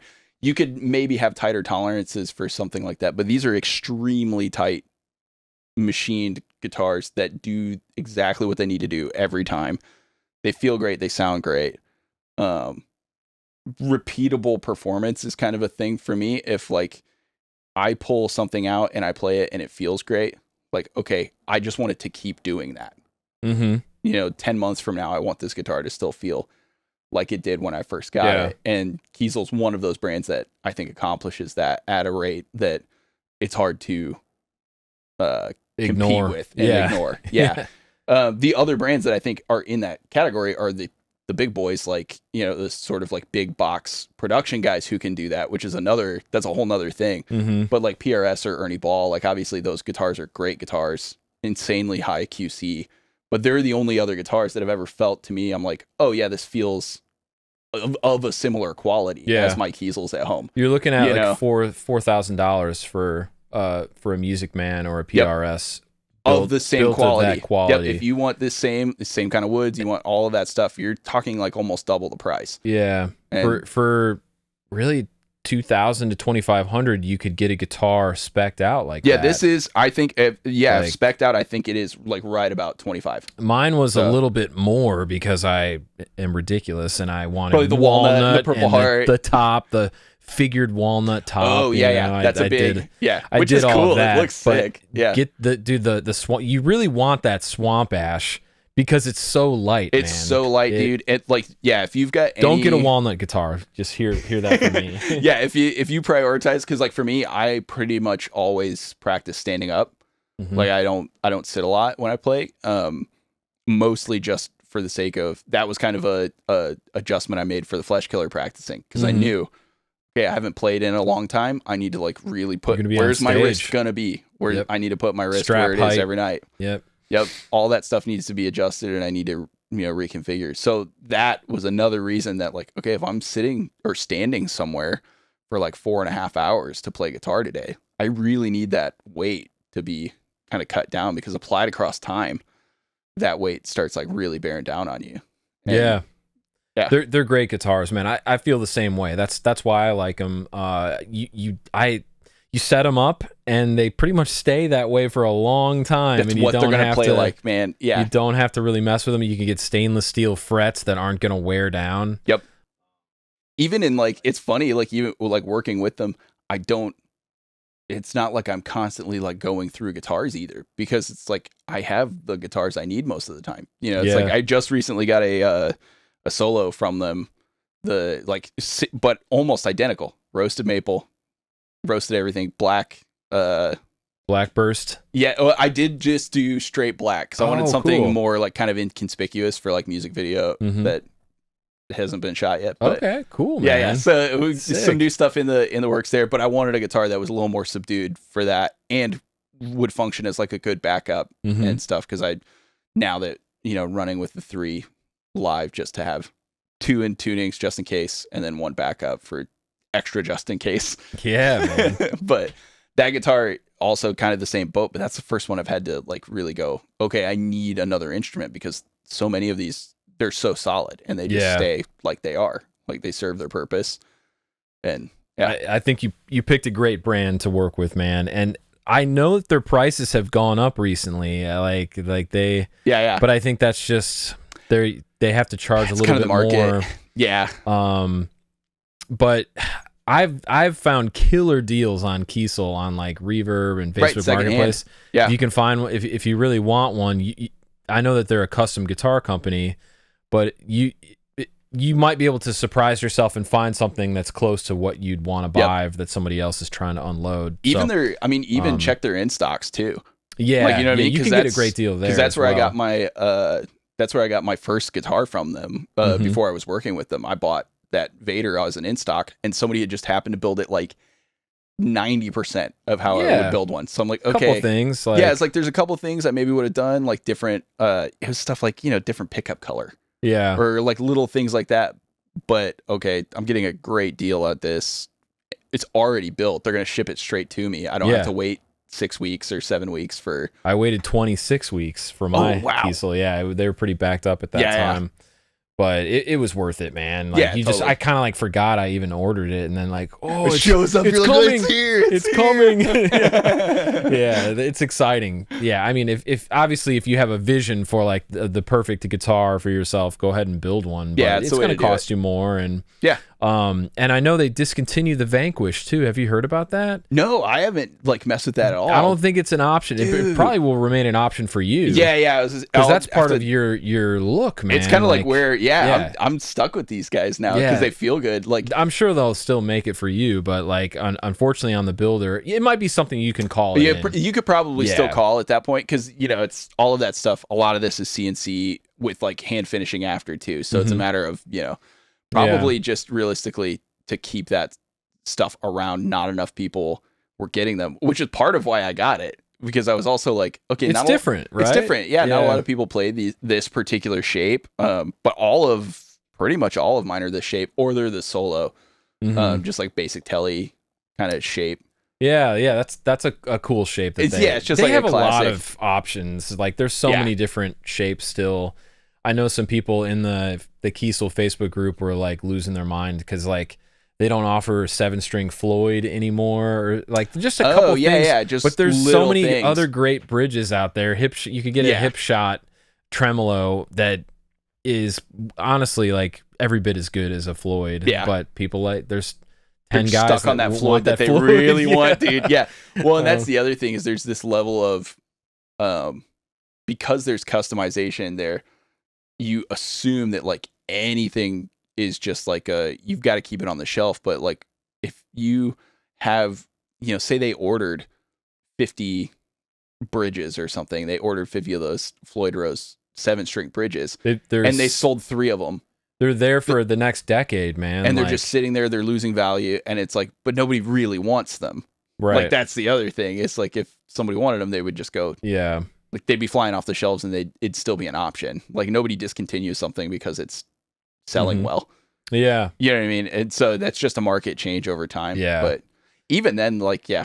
I think the Kiesel fans, like, they're funny in a way where, like, Jeff Kiesel will get on there and just, he's very matter of fact when he gets on those lives. Just business. Yeah. Yeah, and he's just like, we're going to discontinue this. And then people, like, they take it personally. That, like, Jeff hates me and my guitar playing. Like, he doesn't like me. He's mad at me as a person. So I'm for switching brands, you know, and I'm just like, dude, it's not about you, bro. It's about, like, they have there's million a whole world, options dude. On there. Like, there's you can so make many any guitar, like, just get, like, they don't have the kill switch in the one spot anymore. Anyway, Kiesel guitars are awesome, man. Yeah, love them. I'm a big fan, and they've been super great to me, super consistent, and I cannot recommend them highly enough if you're in the market for a good custom piece. If you get like a Mexican Coke and you drop a shot of espresso on there, it is like nuclear, dude. Okay. You will, like, it's like you're moving the hardest hit because you're getting that cane sugar in there with the espresso. And the espresso? Oh, okay. It hits so hard, man. That's so good. I'm going to have to give that one a go. Yeah, if you're ever out on the road, some coffee shops will offer that. Like, have like a little Mexican Coke. Yeah. Well, yeah, because a lot of them do have glass bottle Coke. Yeah, you'll see it in the cooler and just like, all right, I want you to pour this into a cup and drop a shot of your best espresso on top, and it'll rock you, dude. Okay. Yeah. I'm very down for that. Yeah, it's wild. Well, dude, I want to talk about playing in Extol, what that was like for you. Yeah. We're 2 dudes that grew up in Illinois, and that band, that band means so much to me because that's the band that I can look back and say that's why I play heavy metal music, extreme metal today. Yeah. Growing up a Christian, finding music that was interesting and aggressive to listen to, but they're singing about similar beliefs that I have, and I know that you hold those beliefs. So what was it like to have all that come full circle for you and play for them and do vocals and stuff? It was cool, man. It was it's one of those things of being able to meet people that you've looked up to for a really long time in multiple ways, you know. Because I was able to meet those guys, a lot of them with Fleshkiller, and it was sort of like a ship's passing sort of thing of like, oh, hey, like you're hanging out, like, and then you're gone, and then didn't really do anything for a while, but like actually getting to know like David specifically and Ula. Yeah. Dude, it was so fun because like when we went over for I forget what it was in for Fleshkiller. Oh, when we did Nordic Fest. And my wife came with me. It was the first time that she ever left the country, and we decided to like spend a week in Norway together. Going to Norway is so cool. Oh, it was so sick. And for her it was great, first time out of the country, and just like building that friendship with David and his wife, and like it's kind of surreal because we're just talking about stuff that I'm like, oh yeah, that's cool. Like we have all the same influences, we're talking about like old death records, and I'm like, I love that death record. Oh, it's like, man, there's definitely like a kindred spirit thing that like happened because of that. So then when Extol proper like was sort of like, hey, we're doing this, like, would you want to come do a couple shows with us? And I was like, yeah, of course. Yeah, instantly, like I'm in. Maybe explain to people why they hit you up to do vocals. Because the original vocalist, Peter. I always just say Peter. I always do the Anglophone Peter version. Esquivel. He doesn't perform live, but explain like how that conversation went and everything. Yes, that was part of it. Because I was a little anxious to be, because I had met him when I was doing the Fleshkiller stuff. He was super cool, like really nice to me. And I knew coming into this, I was like, well, wait, you guys are like still doing music and stuff. And they're like, yeah, but it's just one of those things like, for like his own reasons that I honestly I don't really I'm not privy to, and I kind of have just left alone because that's totally on. I listened to him talk it's a very about personal thing for him. Yeah, I listened to him talk about it on a podcast, but it has something to do with his mental health and possibly even some tinnitus too. There's a also level affects his your confidence in being able to go like I'm hitting the right part, especially with music like Extol's. It's the vocal timing that was the hardest part about doing it. Honestly, it was like doing something and being like actually not having a guitar to reference like this is the note at which I sing that word. Rhythmically, it's difficult. Rhythmically, it was like difficult to sort of parse that out, and just work on the vocals from a purely like vocal standpoint and go, okay, keep track of where you're going, but like also, don't forget the words. And because they're not native English speakers, I know that people growing up in Norway have probably learned English too at the same time. Yeah, they're pretty. Yeah, but they're pretty. They're gonna approach the English language in a different way than an American would. Yep. So having to remember those lyrics is going to be a different avenue in your brain. It's very difficult, especially. What was the song? There's one particular song from Synergy that there is not a single repeated line. Oh my gosh. It is like almost 3.5, 4 minutes of not a single line is repeated. My God. That was the hardest song I've ever had to memorize like lyrics for in my life. And now I could not do it. I can't even tell you the name of the song off the top of my head because it was so like, I just like beat it into my brain for, a couple months before we did those shows together. Yeah. It was it is different actually coming from somebody who's maybe not native English to like an English speaker. For the most part, it's like pretty well spot on. The biggest thing you actually run into is sometimes there's emphasis or syllables that you're like, oh, I would have never put that word in that timing. Way. Yeah, because that's just not the way those syllables work in our native like language. But then in our Casey's General Store way of saying things. My don't you know? Oh, it's cold out there, you betcha. That's so funny, bro.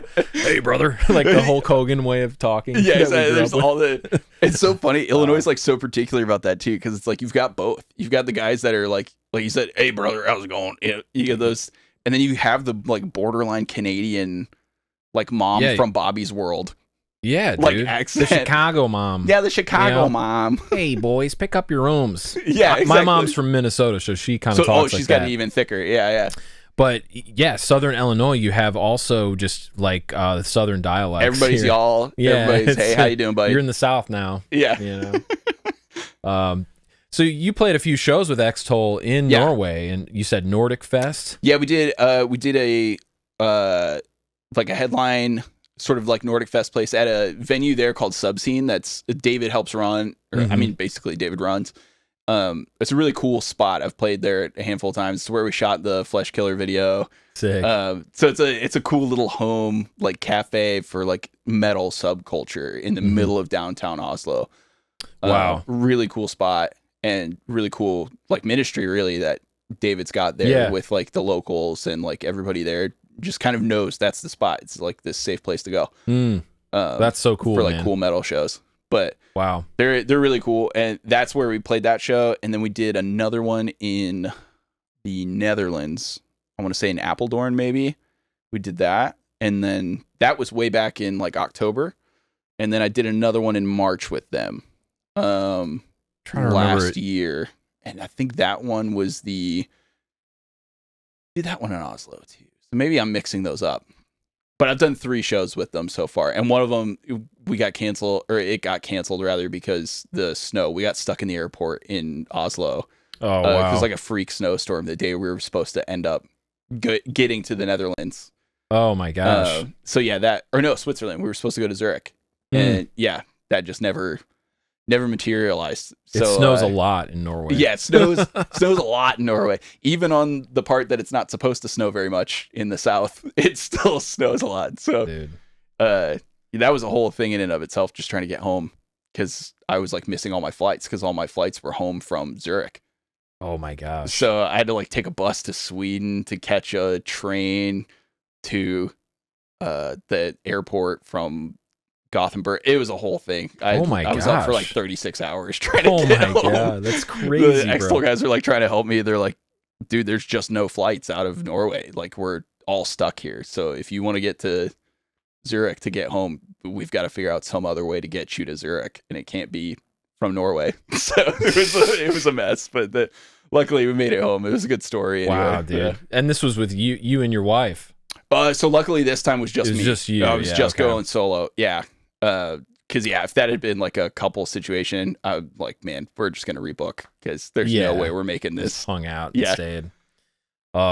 That's wild, man. Now, if I'm not mistaken, you were slotted to do Furnace Fest in 2023. Yes, with Extol, but what happened? There was a problem with their visas for some reason. I don't know whether the application thing just got like bunked up or somehow like they just like the gears of bureaucracy or something like somehow meant they couldn't get to it in time for the show. I'm sure they submitted it well in advance. Oh yeah, too. Super far in advance. Like we knew we were playing it for like forever, and so it was totally just a like, are we ever gonna hear about this or whatever? And then like finally they were still working on it, like they were grinding to try and make it happen.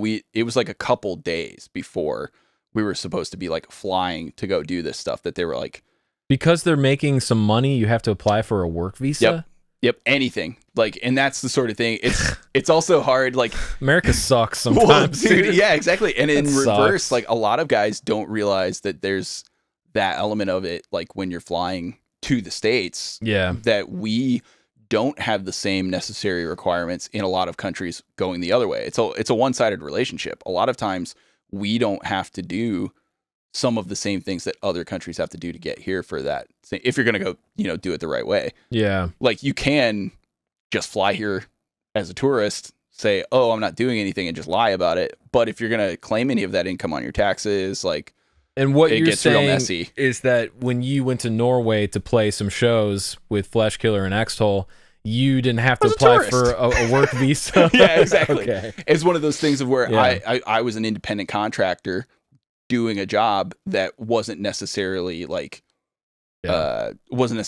paying in a situation where it's a taxable amount of money anyway. So it's like depending on how it's worked out, like for those sorts of things, and like doing one-offs is a little easier for that sort of thing. But when you've got like 5 guys or 4 guys plus a front of house guy, all your gear, any merch you're going to bring, like as soon as you start flying that way, what are these guys doing? People are like, what are you doing? And so then's when you have to get official and start.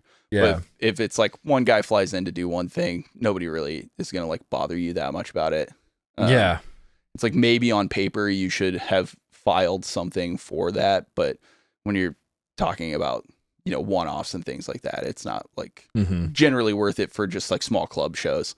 Right. And that's a one-way relationship a lot of times for American bands. Like once you've gotten past a certain point, you have to start making those things, and you have to set up your shipping, manifests and stuff like that for all this stuff you're bringing, because they don't want you to bring gear over and sell it either. Like that's another factor that they have to work with, because our gear's so much cheaper here that they don't want you to come over, buy a bunch of gear, and then just take it back and sell it. Yeah. Like, so you have to like go through like your value added tax stuff, like VAT tax. Yeah. There's all sorts of like weird, like international. Yeah. Sort of like, man, I just want to play metal. It's like, I just want to play some riffs, brother. Like, we're getting into international law here. Yeah, exactly. Like, are you going to call Interpol, or can I just go home? First thing you're going to do is apply for your UN membership. Yeah. Yeah. Once the committee has thought about it for 3 to 6 months. Get your one world government passport. Yeah. No, I'm kidding. I did kind of notice, like, I went to Cancun a couple years ago for a vacation, but going into Mexico, they're like these armed guards in military uniforms will pull you aside and just search all of your stuff. Oh, yeah. And depending on how you package that stuff, like it's kind of it's like it's not unheard of for them to be just like, oh, I'm gonna make up an amount that we're charging you now. And not that I would do this, but if you're trying to like bring a marijuana, in or out of Mexico and one of those armed guards, you're going to get detained. You're going to jail, dude. Yeah, exactly. And I know the TSA does something similar, but I think they're a little bit lax on. Well, like I think if a you're lot of bringing a couple grams of something. Yeah, there's a lot of like flexibility on those because of so TSA is technically only enforcing federal laws, not state laws. So from a state by state basis, like what you have might not be illegal. Yeah. And so they've kind of stopped enforcing some of those laws because it's like, okay, if a guy flies from Missouri to California, weed's legal in both those places. Why is TSA taking it away? Right. So there's like TSA's kind of stopped enforcing some of that stuff, but you could still get in trouble on the other end of it when you land. It doesn't mean that where you land, exactly, that they're cool with it. So I just thought that was interesting that like you travel into America and you kind of just during the time when I was traveling, you just kind of walk right in. You just come on in. But we go to Mexico and like I'm obviously there like to go sit on the beach, you know? Yeah. And this guy is checking like everything in our bags. It took like an hour. Just like digging through. You know, he's wearing boots and he's like looking me up and down and like in fact, someone that was there at our resort had gotten detained for multiple days. Oh my gosh. And he had just finally made it to the resort and he was like ready to, all right, let's have a good time. Like, let's party because I'm so sick of being.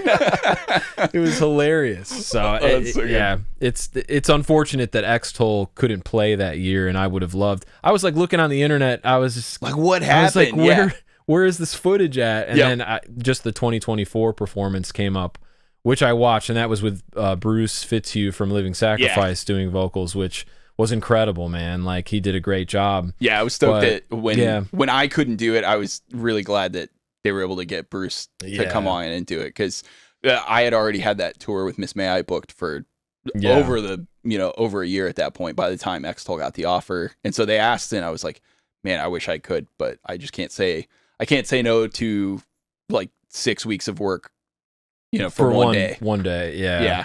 Which they were totally cool about. They were like, hey, we get it. That's why we're going to ask Bruce. Like, but yeah, Bruce killed it.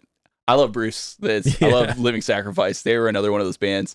I think the Hammering Process I got like around the same time I got Undeceived. Yeah. That was a huge album for me. Yeah. Yeah. The Hammering Process, I guess, was later chronologically, but I was kind of late to the show with Extol and everything anyways. It was probably 2005 by the time I got an Extol record. But yeah, I went back and listened to the early Living Sacrifice, like the Inhabit record. Yeah. And I was like, dang, it's so heavy. It's so heavy. Yeah, because I think later in the 90s and the early 2000s, they're kind of doing something a little bit more modern metal, maybe even like new metal-ish in a way. It kind of fit that mold in a way that like, that's where like the Hammering Process for me was I loved Lamb of God, and like the Hammering Process to me felt like, oh, this is like Lamb of God that I don't have to hide from mom. Right. So I'm allowed to have this CD on my shelf. That was but it's kind of that somewhere in between of like, it still has some thrash like metal roots, but ultimately it's like a little bit of like a modern interpretation of like new metal and hardcore mixed with that sort of raw energy. But the Conceived in Fire record was one of my favorites too, which is I think the one that came out a couple albums after the Hammering Process, where they have a percussionist that they played with, which made their music sound it's so cool, way more intense, and it was just insane. I actually saw them when they were touring with on the Conceived in Fire material in sick. The Wonderland Ballroom in Elgin, Illinois. Where they would have Christian metal shows there, and that's where I saw Living Sacrifice for the first time, and like first mosh pit, like, I was an 8th grader, just I couldn't believe it. Stuff like that existed. It just blew my mind. It was awesome. Yeah, it's so wild when you're young and you're just seeing these shows and you're like, I have no idea how any of this is happening, but I'm so excited that I don't care. Like, I was like a string bean. I probably weighed like 110 pounds, and there's all of these like grown men putting like these masks on. Because like the drummer would, like, I can't remember his name, but the drummer for Living Sacrifice, he would wear a bandana. Is that Lance? I think. Lance, yeah, incredible drummer. And so fans of the band would would wear the same kind of bandana in the mosh pit, and like there was a dude that like he was like, you might want to get out of here now. I was like, okay. It's like, time to go, buddy. Like you weigh like 98 pounds. It's time for you to. This is gonna be a rough ride. Yeah, and I did. I got thrashed around. You know, like within a few seconds of them starting. So, well, dude, talk about how you got involved with Miss May I and what that experience has been like. I also want to hear about touring the U.S. versus overseas, like in Europe and Australia and places like that, because I don't know much about that. And I know it's different. So walk us through how you got involved with Miss May I and stuff. Yeah, so I started, like I said, on a sort of short notice, like as just like a pinch hitter, and did that whole All That Remains run with them, and it just gelled. It worked. Like all of us are Midwest dudes, made sense. In some sense, it just like kind of came naturally once we actually met each other. And then we realized we had so many like common friends, and we're like, oh yeah, I know those guys. Oh, you know those guys? Cool. How have we never met? Like really? Because Jack and Justin from Miss May I were friends before, that's ultimately where the connection came from, is Jack and I being in War of Ages. He asked me to do it. Once that happened, they were in a situation where BJ was kind of like taking a step aside and was like, no, I'm not really like, I can't be on the road as much as like you guys are wanting to be on the road at this point. Just focusing on different priorities. And they're like, hey, that's cool. Like, Elisha, you want to come like keep filling in for us? Cause that'd be good. It worked out for us, like works out for you. Like, are you cool with that? Like, yeah, sure. Cool. Sounds good. And then I did another tour with them in the US on the headliner for Curse of Existence. And that was like fall 2022, something like that. That went well. And once that wrapped up, they still hadn't like 100% made a decision on their own. Like the guys all together kind of had to come to a decision about like what they all wanted to do for the future of the band and like what they wanted to make happen for them. And ultimately that ended up being like, well, a bunch of us want to keep playing. Some of us want to be home with our families. And that ultimately led to both the other guys kind of saying like, okay, we're going to take a step back and like focus on different things. But then Miss May I is like, hey, like, Elisha, you've been along for the ride this whole time. Like, do you want to keep going? Like, it just felt like a natural step kind of if we're going to keep playing shows and the other guys have taken a step back, would you want to, go from being that fill-in guy to being the guy? And I'm like, sure, call me. That's awesome, dude. I always have this joke that I'd say with Ryan all the time. I was like, they don't call me Elisha, that guy who will do that job, Mullins, for nothing. It's like anytime somebody asks like, hey, can you do that? I'm like, probably, sure. Like, I'll figure it out. I'll be the vocalist for Extol and Fleshkiller. You got a job for me, I'll figure it out. But it's like you were saying, like there's that sort of difference between there's like session guys and like band guys in a weird way. And I feel like I've ended up being blessed to be somewhere in between, where I've been the guy that a lot of bands have hired to do this thing where, just being able to say yes and learn the songs quick was all it really took. And, right place, right time, which, some of that's just luck. Some of that's being able to, I also like to think of luck as skill applied across time, which of course a lucky person would think. But well, your skill, you have to have a skill set, and then it meets the opportunity at the right point in time. You have to have a skill set at which you can say yes to whatever comes into your lap. And as soon as you've got it in your hands, you go, oh yeah, I can continue doing this. I can continue to say yes. And that's sort of its own set that I think I've been lucky to have and blessed with. But a lot of it comes from those hours sitting in my room playing Lamb of God songs. None of this is, it's like, what does this matter? It's like, well, in 10 years, you're still going to be playing guitar. So the stuff you wrote in The Burial is like really technical metal. Like it's really like advanced stuff to me. Like it was really, it's still like that, and the Fleshkiller stuff is probably the hardest stuff in I've the ever Taking played. of Flesh. That record is wild, man. Like it's got a lot of crazy guitar stuff. I kind of got like I got told like go buck wild, carte blanche, because like that was the second record I did with the burial, and the first one was like mostly me and Todd kind of like balancing it out. And Todd seeing, like, Hatfield, yeah, right? Todd Hatfield, what a legend of dude. Hatfield fame. He's actually related to the Hatfields. Like the Hatfields and McCoy. The Hatfield McCoys. Yeah, Dude, he's got the sick. whole thing. He's got that American bloodline. Yeah, he's so American. Like, Vigilante dude, justice. see that beard, you're like, oh, that guy's up to no good. Yeah, dude.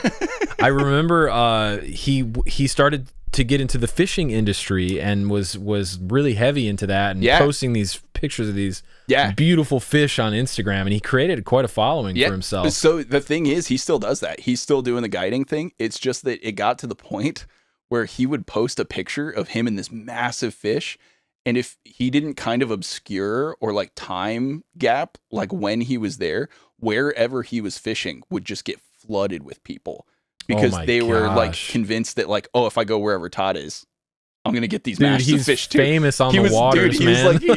He's like Lake Michigan famous. Bro, that's insane. All these people are like following. So it got to the point where he would never post unless it was a few days later. So that way he got to get off the lake. Get off the water before you post, because the water's gonna just like be jumping. Like, those are some of the most beautiful fish pictures I've ever seen. It's so dude, and he's such a natural at it. It's really funny because like he got into it totally, not like on accident, but sort of on accident. It was when the burial stopped touring as much. Like he kind of started doing that just on the side, like for like sort of just to blow off some steam, like to find a new sort of outlet that was close to home, that he could still be home with his family, and like, you know, same thing. And then he just realized he's pretty good at it. It was like naturally just like yoinking these huge fish out of the water. Oh man. Yeah, now he does like trail guide. It's like a whole like service or whatever up there. He created like a business for himself? Oh yeah, so he went in with a guy on it. Like a guy already had a business who hired him to be a guide, and then that guy decided he wanted out of it, so Todd just bought the business from him. Oh, cool, man. So yeah, now that's Todd, awesome. He's still up there fishing all the time. He just doesn't post about it so much anymore because he doesn't want the waters to get crazy. Get these a-holes off the lake, exactly. man. He's like, man, like I just want to be out here in the quiet and fish. That's insane. Funny enough, man, a buddy of mine who just moved to Nashville, his name is Christian Colabelli. Okay. He's a great guitar player. He had a band called Circuitry, which the drummer for Circuitry plays in Acacia Strain now. Oh, okay.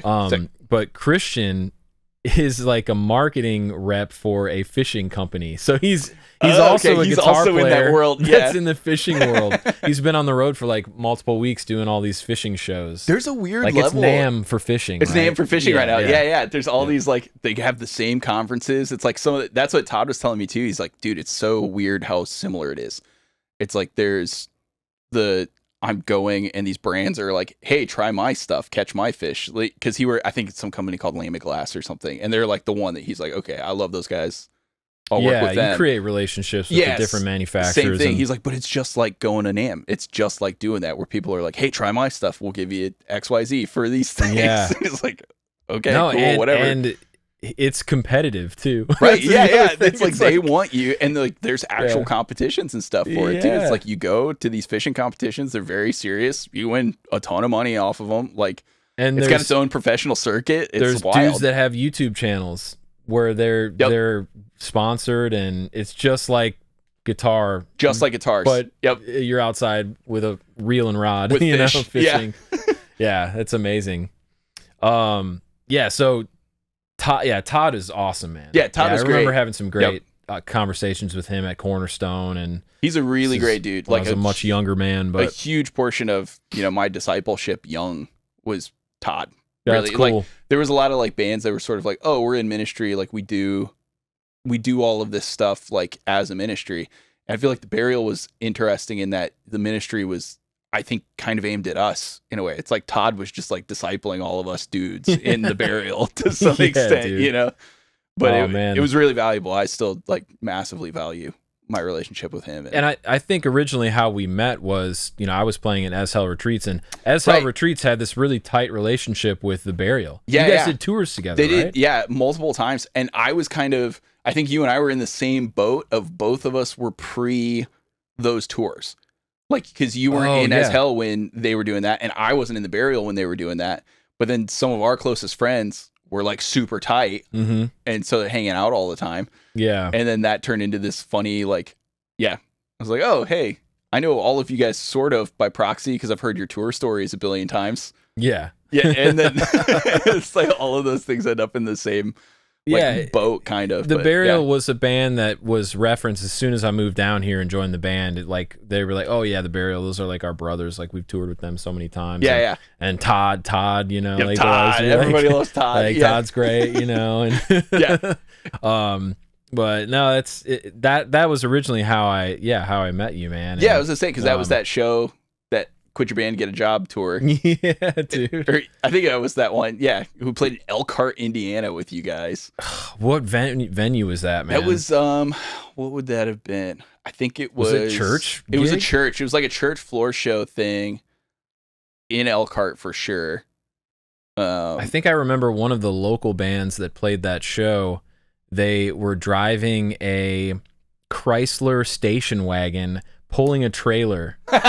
That's what I remember about right. Elkhart, Indiana. That sounds like Elkhart. I remember I filmed it too, because I saw it coming up. I was like, look at these. Like, I wasn't making fun of them. I was just like, look at this rig. Like, bro, it's so beautiful. And I'm like shooting it on like I don't know, like an early iPhone or something. Yeah. I was just like, 2012 iPhone. Yeah. I was like, this is so cool. So and then good, sure enough, some band dudes got out and we're like, get their Line 6 Spiders out. Yeah, everybody's ready got to open the show. Loading up to do the floor show, dude. Yeah. There was a cool scene up there for a long time in South Bend. And I don't know. I haven't been back up basically since the Burial stopped touring. I haven't really like gone back up that way for shows or anything. But yeah, I mean, the only metal people I know in Indiana, like Zach Dean, you know, he lives in Columbus. Right. Yeah. And I don't know if any shows still happen there. Our buddies in Evansville is another place. Evansville's kind of popping off. Yeah. We've got our buddies in this band called Carrion Vale. They're from Richmond, Indiana, which is kind of close to the Ohio border. Okay. That's the only other, but they're like super like mellow death type stuff. They're cool. Sweet, man. Yeah. Yeah, what is it like touring in a band of the scale Miss May I? Because I would imagine they're probably one of the bigger bands that you've ever toured with. Yeah, they're definitely right? they were definitely the biggest band I'd ever toured with. Like, they're metalcore royalty, as I think Nick Nocturnal says. Yeah, That's I like that phrase. That's good. It is a funny thing because like I honestly I didn't know that much about them like going into it, so I kind of came in blind. And was like, oh, here's the songs. Like, I knew Relentless Chaos, I knew Hey Mister, you know, I sort of knew like the big hits, but I wasn't aware of like how deep their fan base rolled in that sense coming in. So I was a little bit like, it's probably good for me. It's probably good that I didn't overthink like how, you know, how out of my depth I was a little bit, like stepping into it. Because the first couple nights we played, it was crazy. Like, you know, the difference of like going from playing, you know, like small clubs and stuff to like, oh, okay, now we're doing direct support for All That Remains, which is like a huge tour for us. You know, they put out some new records the last couple of years. So good too, dude. That new, the couple new guys that they've added to the fold. I mean, Jason Richardson, obviously. Oh yeah, the monster. Like the bass player lives in town. Oh yeah, Matt. Yeah, Matt Dees. Yeah. Oh, does he live here? Yeah, he lives in Nashville. At least cool. Maybe he moved. Or he's close to here anyway. Yeah. Oh yeah, that's right. Because I remember we played with them at the end, and that was like a hometown thing for him. Yeah. So I played these like there would be these different promoters that would put on these metal nights, and it's just all Nashville musicians of every tribe and anybody around nation. town. Yeah, anybody. And you could sign up to play some songs. And Matt, I think before he was in he's been in all the. So he kind of left and came back. Yeah. So he was like, I guess, trying to do like the Nashville thing, and I bumped into him a couple times, and he's a great, super player. Cool. He's but a great guy. I had no idea he was ever in All That Remains. Yeah, because there's like old school pictures like from back in the day. I didn't know either because as soon as he came around, everyone was like, oh yeah, he was there forever ago and kind of came back. He was with CKY for a while too. That's right. And like he'd done a bunch of stuff, but he's super cool dude, super great guy. But though, touring with that tour in particular was so like, oh wow, like I've never played for this energy. I've never played for these, you know, I'd never played main stage at the Palladium, right? Which is always kind of the thing of like, they filmed Walk here. Like, wow. You know, like to get to stand on that stage and play those songs and like have that energy it's a blessing. And it's one of those things that's really hard to like quantify in a sense when you I keep taking it back to that sitting in your bedroom playing riffs, and it's like, yeah, it's for those like 45 minutes. It's for those 30 minutes that you're up there. Yeah. You have these experiences that you're like, I'm never letting go of that one, you know? Wow. And there's a handful of shows that you play like that when the crowd's hitting, and it's you just feel a palpable energy off of it. It's something, and you can see why people continue to sacrifice for it. You keep grinding because you're like, oh, that's why. Like those little moments you have are it's like, such a release for so many people from just their day-to-day lives to go to a concert like that and to have that kind of energy and light show, and you're being the guitar player on stage. You got the best seat in the house. You can watch it all kind of unfold. Yeah, it's great. Yeah, you're like, I can see everybody having a great time to it in real time. You know, with a guitar in your hands. It's there's nothing like it, man. Yeah, just trading that energy, and just like everybody knows, like we're all here for the same thing. Like there's a little bit of that I think you get at a big show. That's like cool, because it's like, look, I'm here to have fun playing these songs. You're here to have fun listening to these songs. Yeah. Let's go. What else do we need? Like, it's awesome, man. Yeah. What has it been like touring Europe and stuff like that? Has Miss May? No, you guys played some shows in December, right? Yeah, we just did. So that was my first time in Europe with Miss May I anyway, and it's the first time they'd been back since like 2018. Oh wow! So it was a bit of a like, oh hey, we haven't been here in a while. Like pre lockdown stuff, like whatever. We were supposed to go in 2022, and that just didn't work out. Like it had been like booked and rebooked, and it just didn't work out for us. But then being able to come back in for these Christmas shows, our buddies in Currents, who have just like absolutely blown up. They're the best dudes. They're super sick. But they asked us to come do a handful of shows with them around the holidays, because they were kind of looking for routing dates to get back home. Yeah. Like get to the airport, get home, sort of thing. And we were like, oh, this would be good. Like test the waters, see like, does Europe still want to come see Miss May I shows? And those shows were great. They were so much fun. Europe's got its own character, its own quality, because it's all you have way less responsibility depending on what you're doing, because they're just like, no, like we take care of that, because you probably don't speak whatever language is necessary to get around and like do things effectively. Yeah. But then two, it's just kind of the way they take care of things. The music industry is more industrial in a sense at least in the metal world than it is here in the States. In the States, there's still a lot of DIY attitude. Yeah. Even if the shows are big. There's still a lot of DIY attitude about stuff where it's like, oh no, like whatever. Whereas over there, they take the professionalism really seriously in a way that's kind of the biggest, easiest contrast of like, no kidding. You might play a big show here in the States that still has a little bit of that punk rock DIY feel to it.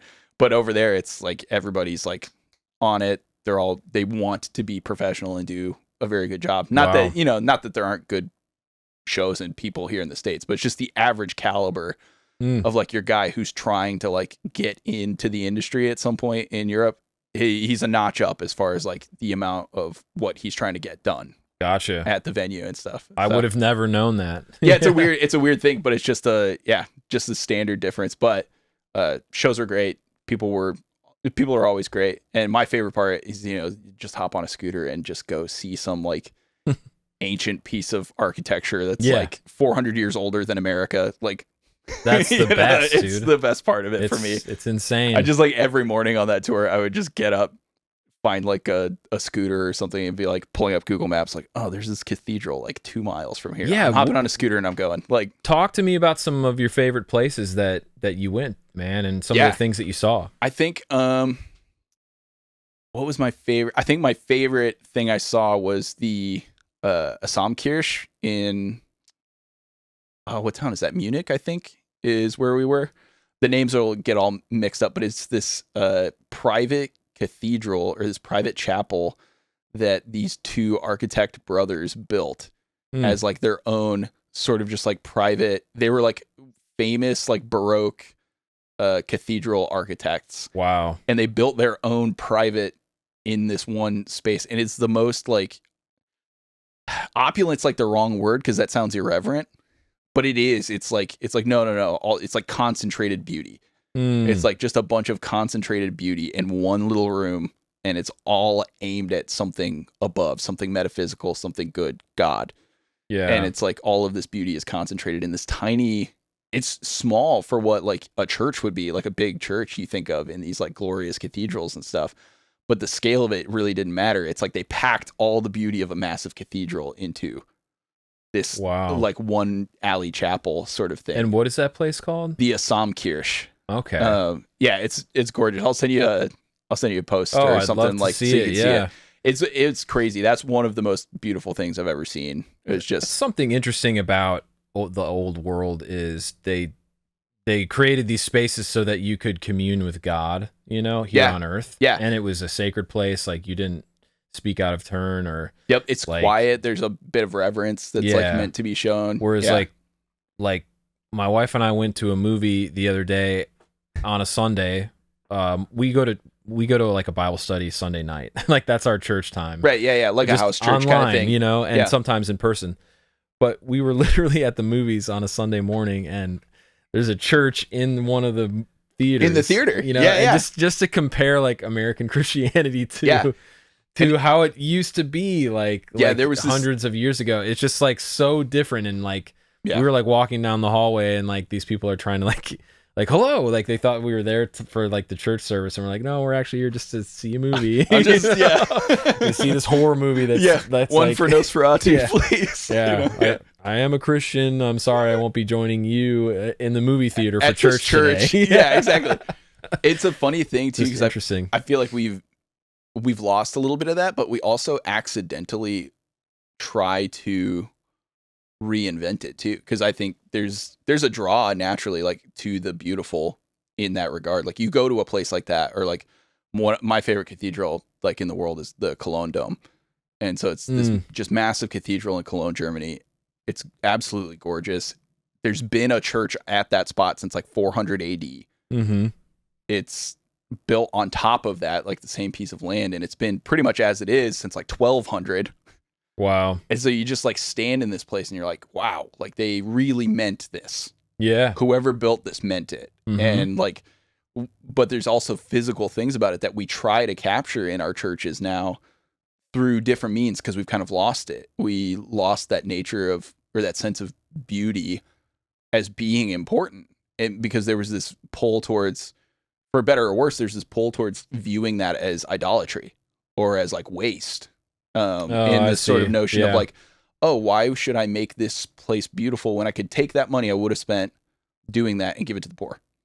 Right. And you go, okay, fair point. Like there's a little bit of that maybe that has some value, but 1200 years from now, there are still going to be people looking at these cathedrals. See, that's the thing that I think is important to mention when it comes to like architecture and cathedrals is you're building something that will be there long after you're dead, and generations of people will be impacted by the beauty of this architecture. Yeah. And it took hundreds of years for most of them to be built. And people died making these buildings, you know, and lifting block up, and the techniques that they use to make some of these churches and cathedrals, like it's remarkable stuff. And to try to put a quote on something like that today would be like in the billions, you know, probably. Right. Oh yeah. Yeah. Like, to put the value of like what that cost this particular area, like, yeah, you're talking, you know, multi-billion. Yeah. The only thing we build that's comparable in cost is like NFL stadiums. Mm-hmm. You know what I mean? We're not building we're not building churches to do the same thing. The Super Bowl's coming up in a couple days here. Exactly. Yeah. Oh my gosh. It's wild. That amount, I looked it up the other day because we were talking about the value of buildings and things, and I'm a Raiders fan, so then I was like, I'm pretty sure it was like billions of dollars for their new stadium. And somebody was like, oh no way, it's only 100-something thousand, or you know, hundreds of thousands, I bet, or hundreds of millions, but no way it got billions. 2.6 or 2.8 billion dollars to build that.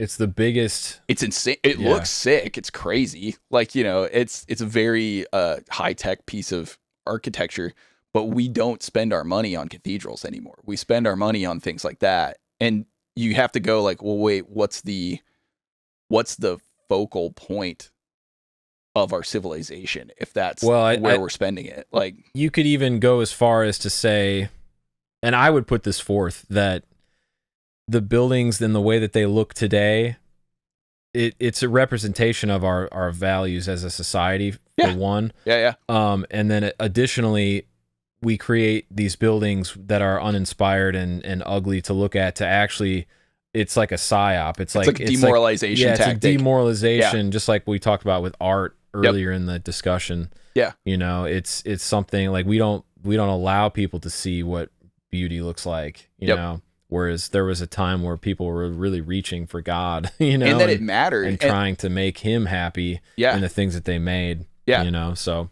and it's not that that's, you know, free of corruption totally or anything like that. Sure. Yeah, there were plenty of like situations, but you know, there's something deeper to it when all we do, especially in evangelical circles, is like try to capture some of those things. Like we took stained glass out and we put giant LCD screens. And or you know, we put like giant projector screens and lasers LED and lights and a light wall, and then we're like, oh well, we got rid of the incense, so we better put like fog machines in. And like, oh well, we got rid of the massive pipe organs, so we better put like thousands of watts of subs. Right. And it's like some churches have the best sound systems. Oh, the best sound systems in the world are in churches. Yeah. Like exactly. They're in massive churches that sound incredible.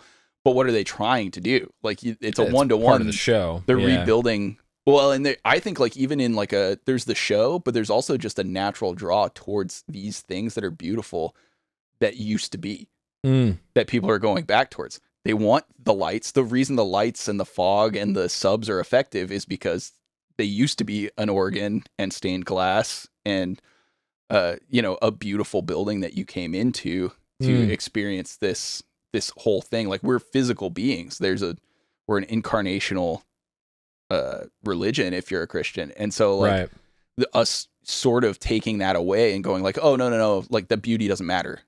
Beauty isn't important. Actually, service to some higher moral good is always better.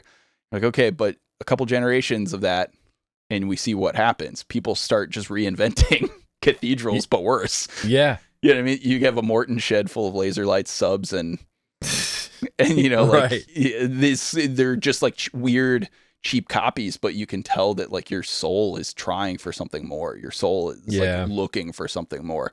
One of the things I wanted to talk about is the fact that, you know, we both share the same faith and we've known each other for a long time, you know, and we joined Christian metal bands, or we started Christian metal bands. And one of the things that was interesting for me is I joined a Christian metal band in 2011 and then again in 2012 with SL Retreats. And I guess at the time I was so naive to think like, oh, we're going to be having Bible studies and we're going to be doing ministry and we're going to be talking about Jesus all the time and we're going to be like iron sharpening iron. And And that I think was a little over the top, you know, way of Christian kind of way of thinking about things at the time for me, because none of that really happened in the bands that I played in. It's just it ends up being Christian dudes going out on the road making metal. It's a difficult thing to do. Like the last thing you want to do is like, let's open the Word of God, and now that we're here, you don't have enough food to eat, you know. You're just hoping to have enough gas to get to the next spot, right? And like trying to think of the next thing. So I don't fault any of my previous band members or look down upon them in any way, but I happen to, you know, remain a Christian to this day, right? You know? And I've of course gone through the deconstruction and rebuilding, you know, and all of those things. You kind of always, at some point, you had to make it your own. Exactly. Yeah. And so what I want to talk about next is what happened to Christian metal, because I think something really big happened and changed. There was a shift, and the last year I think of is 2012 was the year where things changed. A lot of Christian metal bands that were in the scene either quit their band or renounced their beliefs or said we're not Christian anymore. We could list several, which we're not going to do. Right. But and I don't look, man. Everybody's on their own journey, on their own path of trying to understand like their place in the world and if there is a God and all of that stuff. I know where I stand on those things based on my own research. Right. But man, what do you think happened to Christian metal around that time? That's a good question. It's funny that you put the time frame there, because I think there's a massive objective piece that fell apart in 2012, which is Cornerstone. Yeah. The locus, the last Cornerstone ever was 2012. Yeah. And so you have this sort of explosion of a thing that was like a cultural phenomenon forever, especially both of us being in Illinois. Like I'm sure you went for a long time. Like I went. I didn't go.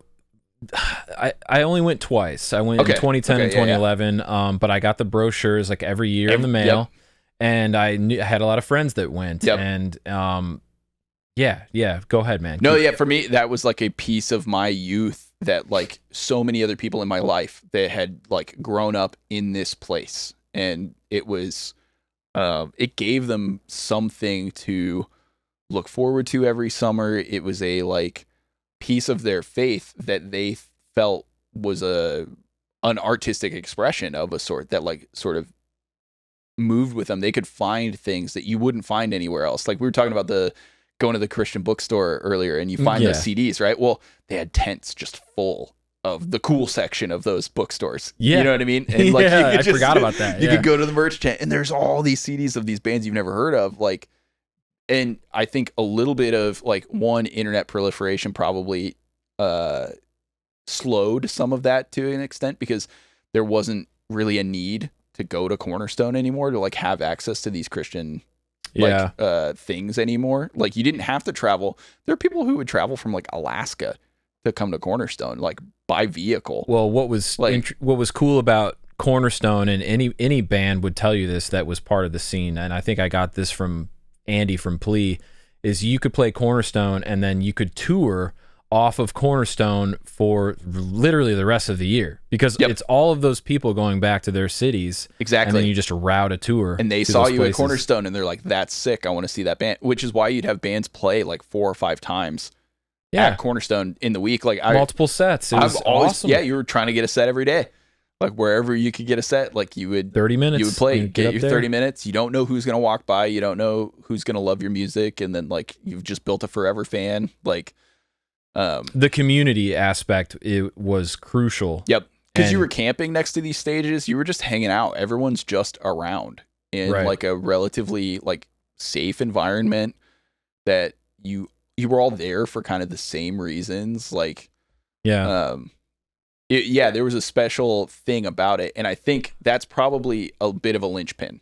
Yeah. As far as like if Christian metal has kind of like dropped in prominence since then, I would say it's probably at least in part due to that. You could argue the other way around, that it's like, well, it was already falling apart, and that's why Cornerstone like stopped being a thing. You could argue, you could make that reverse argument, you know. Some business problems, from what I understand. And I think that was like a big chunk of why it actually went down. It was expensive to put on. Super expensive.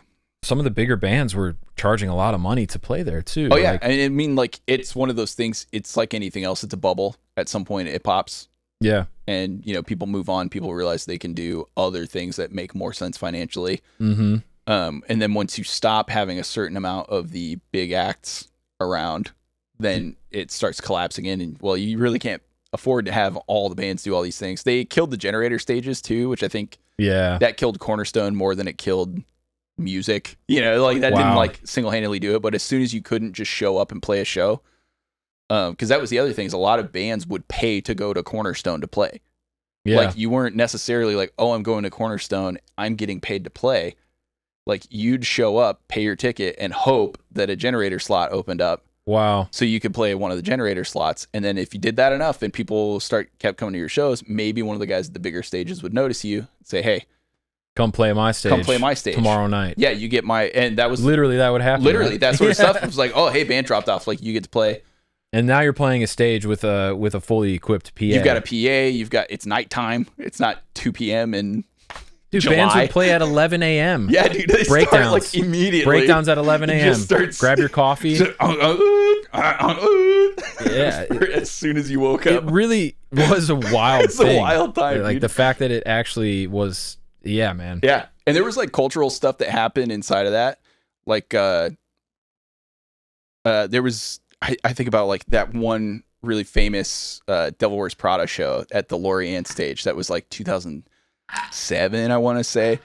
Yeah, I want to say like Devil Wears Prada, they started on a Generator stage, and that's what broke that band, right? Oh yeah, there's this really famous video on YouTube that everyone always references, and it's like it's crazy to me because I was there, and it's like I was sitting there watching that set. Yeah. Wow. Yeah. And I'm like, me and my buddy Aaron, we were total metal elitists at the time. Just we're like the only bands we cared about at Cornerstone were like Alathian and Crimson Moonlight. Yes, and, like a handful of like just super metal bands, you know. And so we were watching this, and both of us were like, okay, I don't really like this, like what's happening right now. These guys are going to be huge, because there were like 500 or 600 people just all of a sudden out of the woodwork, like around watching these guys, because it was crazy. And then next year they were playing main stage. So dude. That's the sort of thing that was like possible at a place like Cornerstone that really kept the scene up and coming. It kept the scene going, because you could have a band come out of the woodwork like Devil Wears Prada. You could have a band come out of the woodwork like any of these bands from that point in time that just like skyrocketed. And all of a sudden, For Today, Sleeping Giant, like all those bands were huge at Cornerstone. Yeah. And it's like that kind of like bolstered this thing of like, if you could get any of those bands to be playing the same stage the same night, get out of here, dude. It's gonna be a riot. It's gonna be great. Yeah, man. Like, I think the other thing I see during that point in time is like a lot of what was happening culturally in the country. I think a lot of people were deconstructing their faith and leaving the church.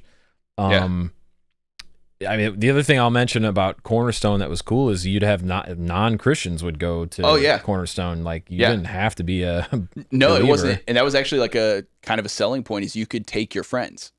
Like, you know, this is like like I'm taking my friends to church in a way, but we're going to just like a rock show. It's just like a metal show. And but Tommy Green might give a sermon. Tommy Green might just like be up there and be like, yo, bro, you need to give your life to Christ. Everyone's like, I think I do.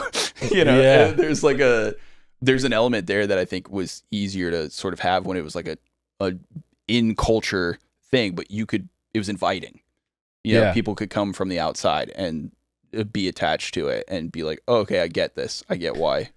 Yeah. And I think today, like, Christian metal has always kind of had a stigma where it's like, you can't like the Christians hate you because it's really dark music, right? Like the regular Christians, right? Yeah. And then the metalheads also hate you because you can't make music. You can't make heavy music about Jesus. And like, the whole reason I play in this band is because I hate organized religion. Yeah, exactly. And I want to blame all the world's problems on organized religion. Yeah.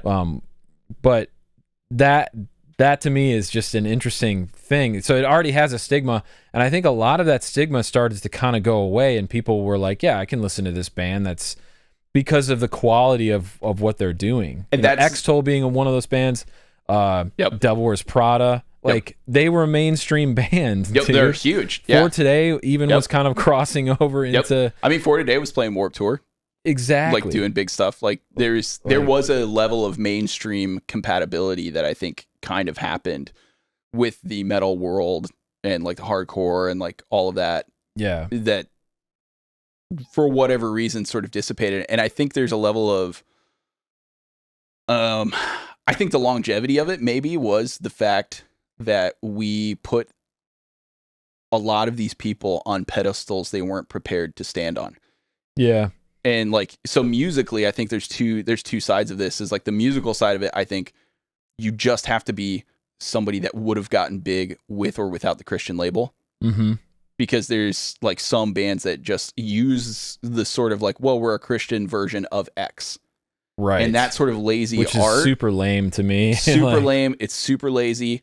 And that goes back to like the Christian rock days where bands would just literally rip off. I'm literally just being this band, but I'm going to, make it safe. I'm going to make it safe for your kids, which is like, there's an element of that I'm like, I get the desire for that. Cause that's why were my parents letting me go to the one section of the Christian bookstore and pick out whatever I wanted because it was safe. And so like, there's a monetary market for that kind of music in this time. But I think there's a particular amount of Christian cultural glue that is necessary to prop up an industry like that. So if you weren't somebody who had merit outside of the fact that you put Christ's name in your music, there's just kind of a winnowing. There's a lot of people that, actually your band wasn't that good. It's just that you were kind of trendy at the time, and it was kind of trendy to be a Christian.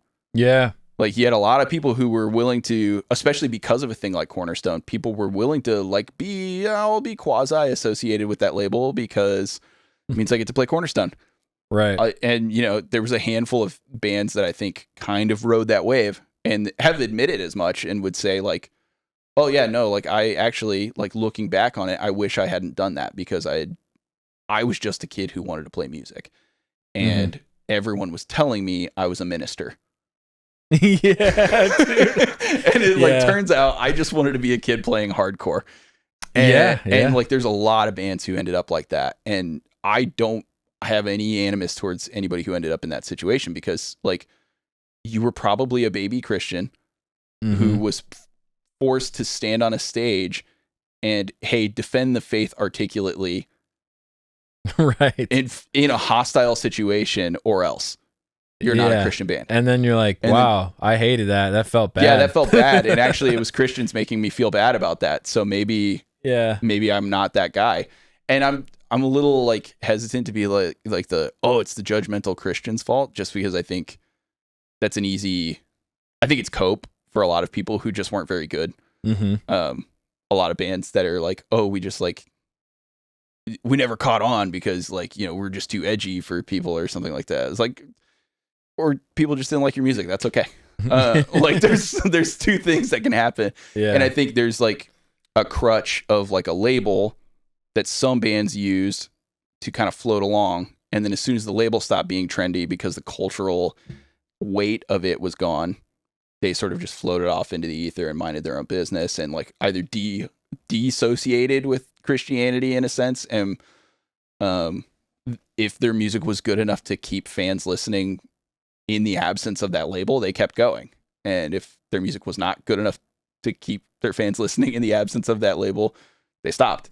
And so you have this weird dearth of bands now, or like not dearth, but just like this gap of like, there was a void that isn't being filled as much anymore, you see. And where are those bands now? What are they doing? And the bands that are there, because there are still like good Christian bands that are still putting out good music, but they're not bands full of young dudes who are trying to make a living playing music. They're bands full of family dudes who are like, I love hardcore and I'm going to put out a record once every couple years with my best friends. Yeah. And it's going to be all about Christ and it's going to be all about my faith because that's what's important to me. Yeah. But a lot of those guys are like at home being dads, being family dudes because that's like part of their Christian ethic now. You know what I mean? It's like because they're not these older dudes. Yeah. So I don't know. I think the younger crop, it's hard to see how a Christian band even gets up and going without a thing like Cornerstone as like a stepping. No, that's a crucial piece that it makes sense that we talked about that first, but I wasn't even thinking about that. I was thinking of more of the like peripheral things. I'm like, if you label yourself a Christian metal band today in the city of Nashville, I think you're going to have a really difficult time playing shows and doing anything. When I first put my band out, I was like, we'll just call it Christian death metal, you know? Because I'm a Christian. I wrote all these songs. Yeah. You know? Yeah. But that label did not help me get any shows. No. Like, in fact, it was I removed the label because ultimately, like, I want to make great art. Like, I want to make stuff that stands up next to anything. Yep. I don't need to rely on like some kind of religious affiliation. I know what my beliefs are, and if anyone reads the lyrics, hopefully they'll connect with the music on a spiritual level. Yeah.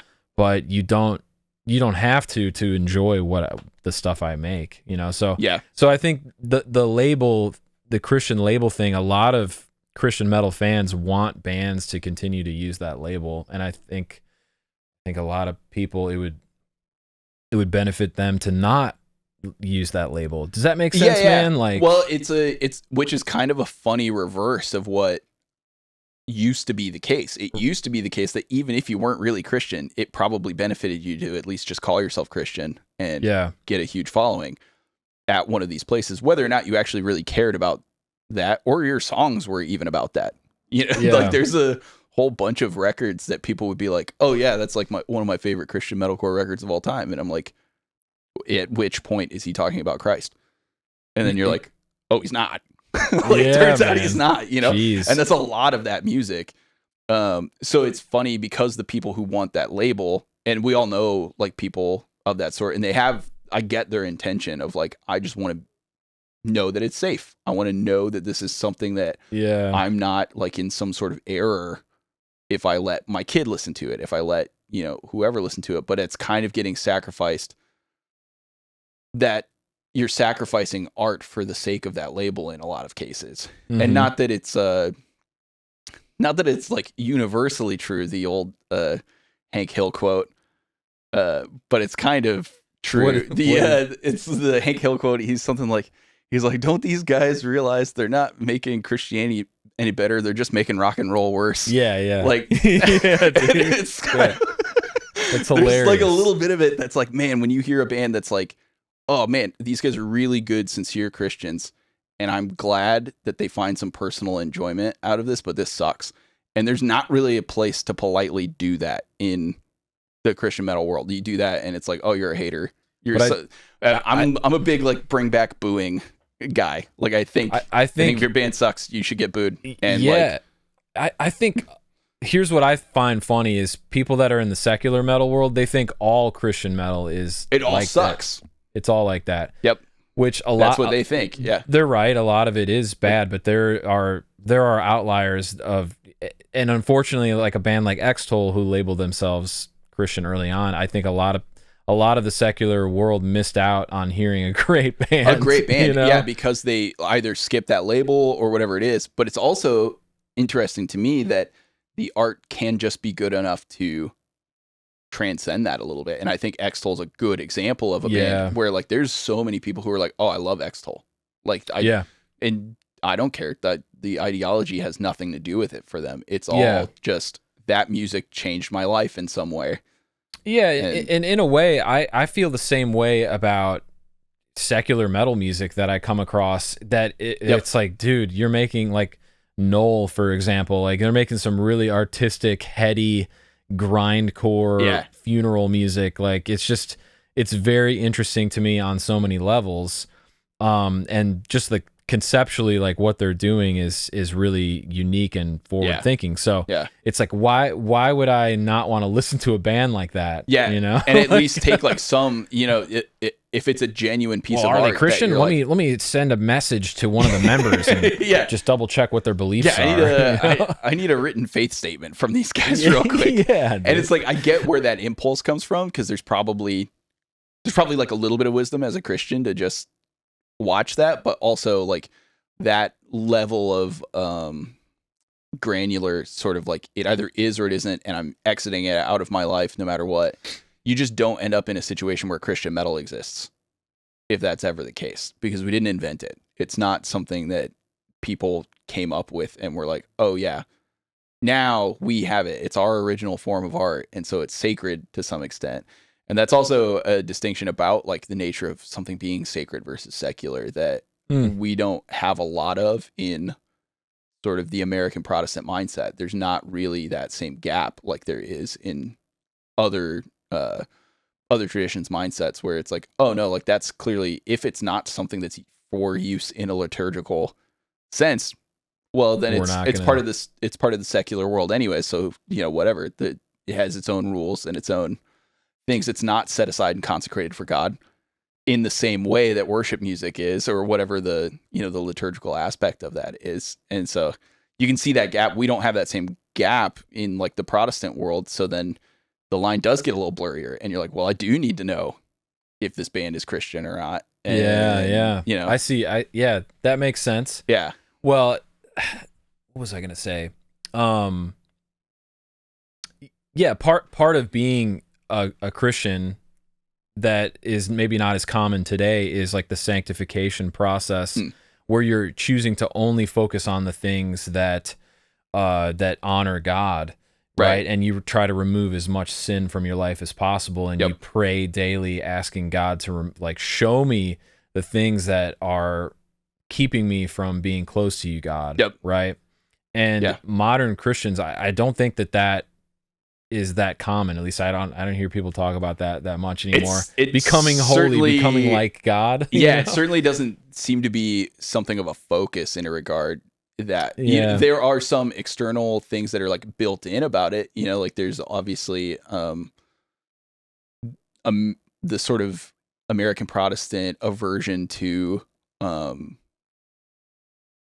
like alcohol or dancing and stuff. You think about like the puritanical like sort of things in the back. Skirts have to be a certain skirts length. Are X amount of length. Women don't wear pants. Right. Like these are all of these like things that even in the 80s and 90s, like in the we're still relatively common. Yeah, independent fundamental Baptists, like they like and that was like stuff. You can say like, oh well, like I'm glad we moved past those things, but there is something about the idea of like you said, where is that focus on like actually extracting things from your life that are causing you to sin, or that are sin in and of themselves that you just don't think are.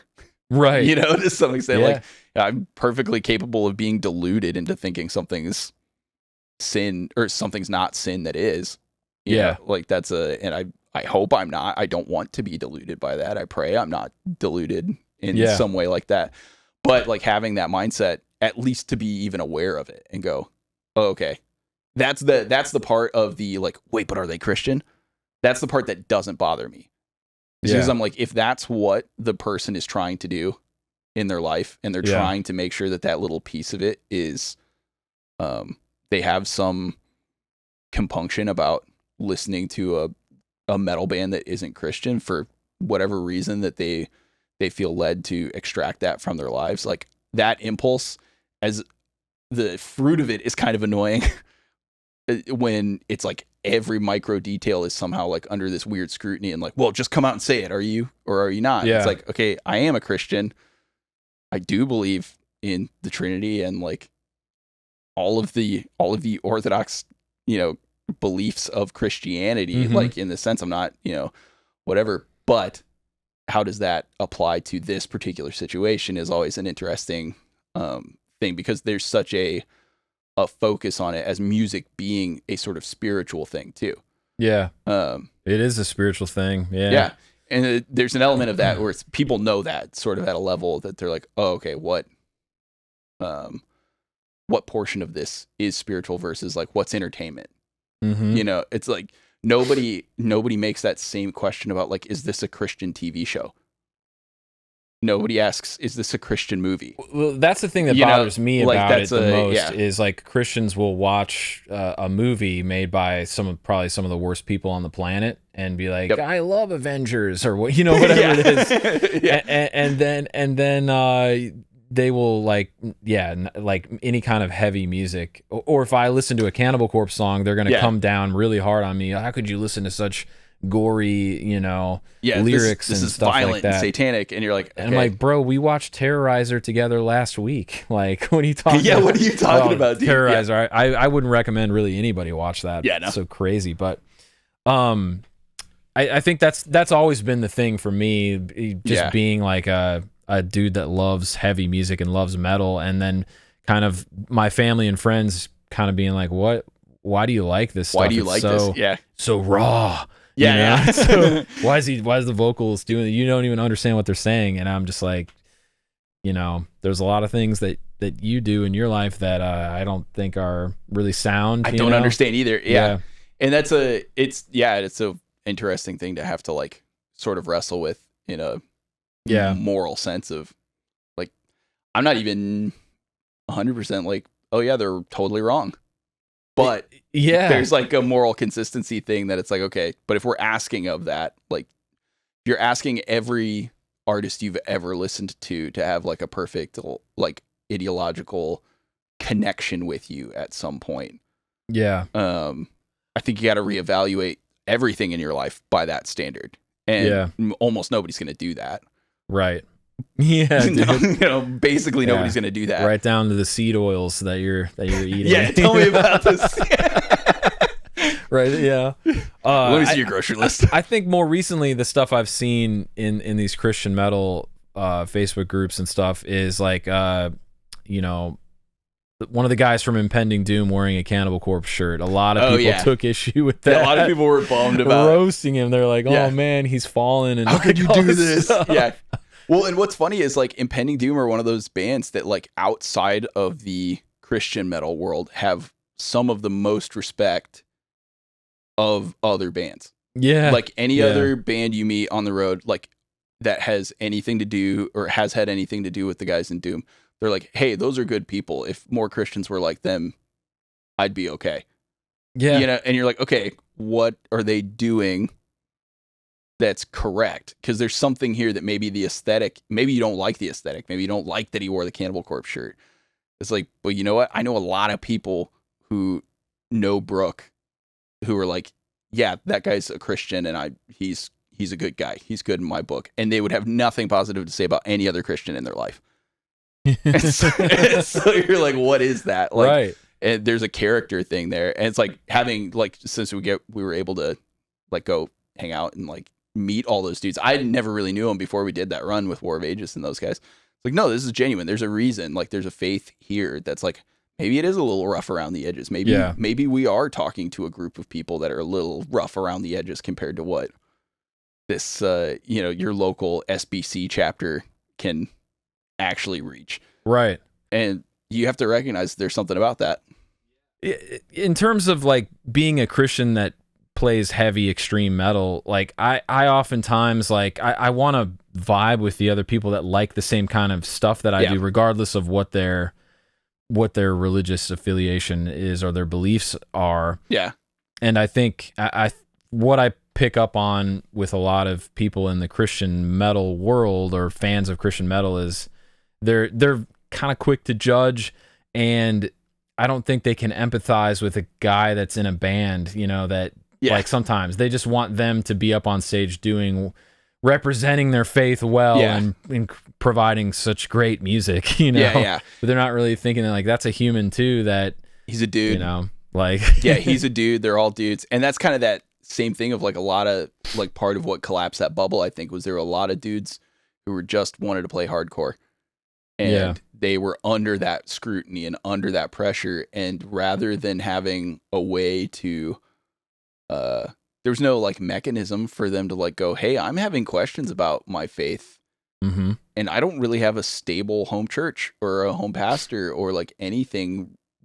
I don't have a stable place to sleep every night because I'm on the floor of a van driving cross country. You know what I mean? I have zero stability in my life.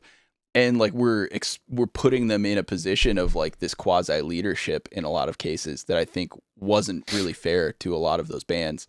And the fans responded in a way that was sort of like, oh, hey, but why haven't you just kept up with the faith? Why haven't you done X? Why aren't you more like this guy or that guy or whoever's really big right now for being super bold about his faith? And conflating like boldness with talking a lot on stage is another one of those things, or like conviction with talking a lot on stage is one of those things that's kind of it's a weird gray area for me, because I feel more like I know plenty of those dudes who aren't even Christian anymore, but like I was never preaching from on stage necessarily, but like I was sharing my faith with the other bands that we're playing with.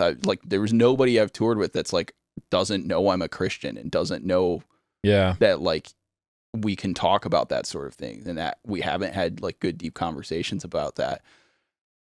Does it benefit everyone all the time for you to constantly be talking about it mid-set? And it's like for some people it was clearly an effective tool, and they had some like there were like genuine spiritual experiences for the good. In those sections, but I think not everybody. The other thing is every Christian metal band needs to be a ministry band, right? That I've never wanted to be in ministry. I never wanted to work for a church or be a pastor. I mean, I played guitar at church like every Sunday for years and years.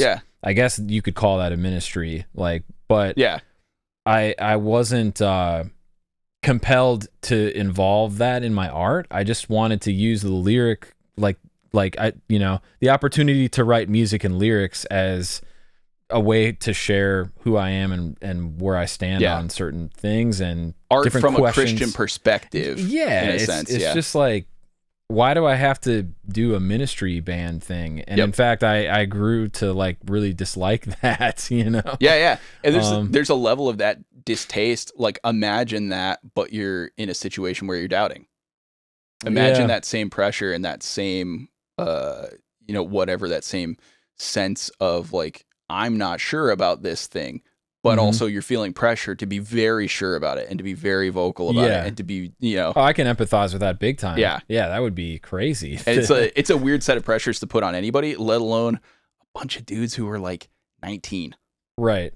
Who'd seen 0% of the world. Yeah. And we're just like hoping to get on tour, It's like, jeez Louise, they're just man. like stoked to have some Taco Bell. Like, and we're like, yeah, but like, okay, defend the Trinity against Nestorianism now.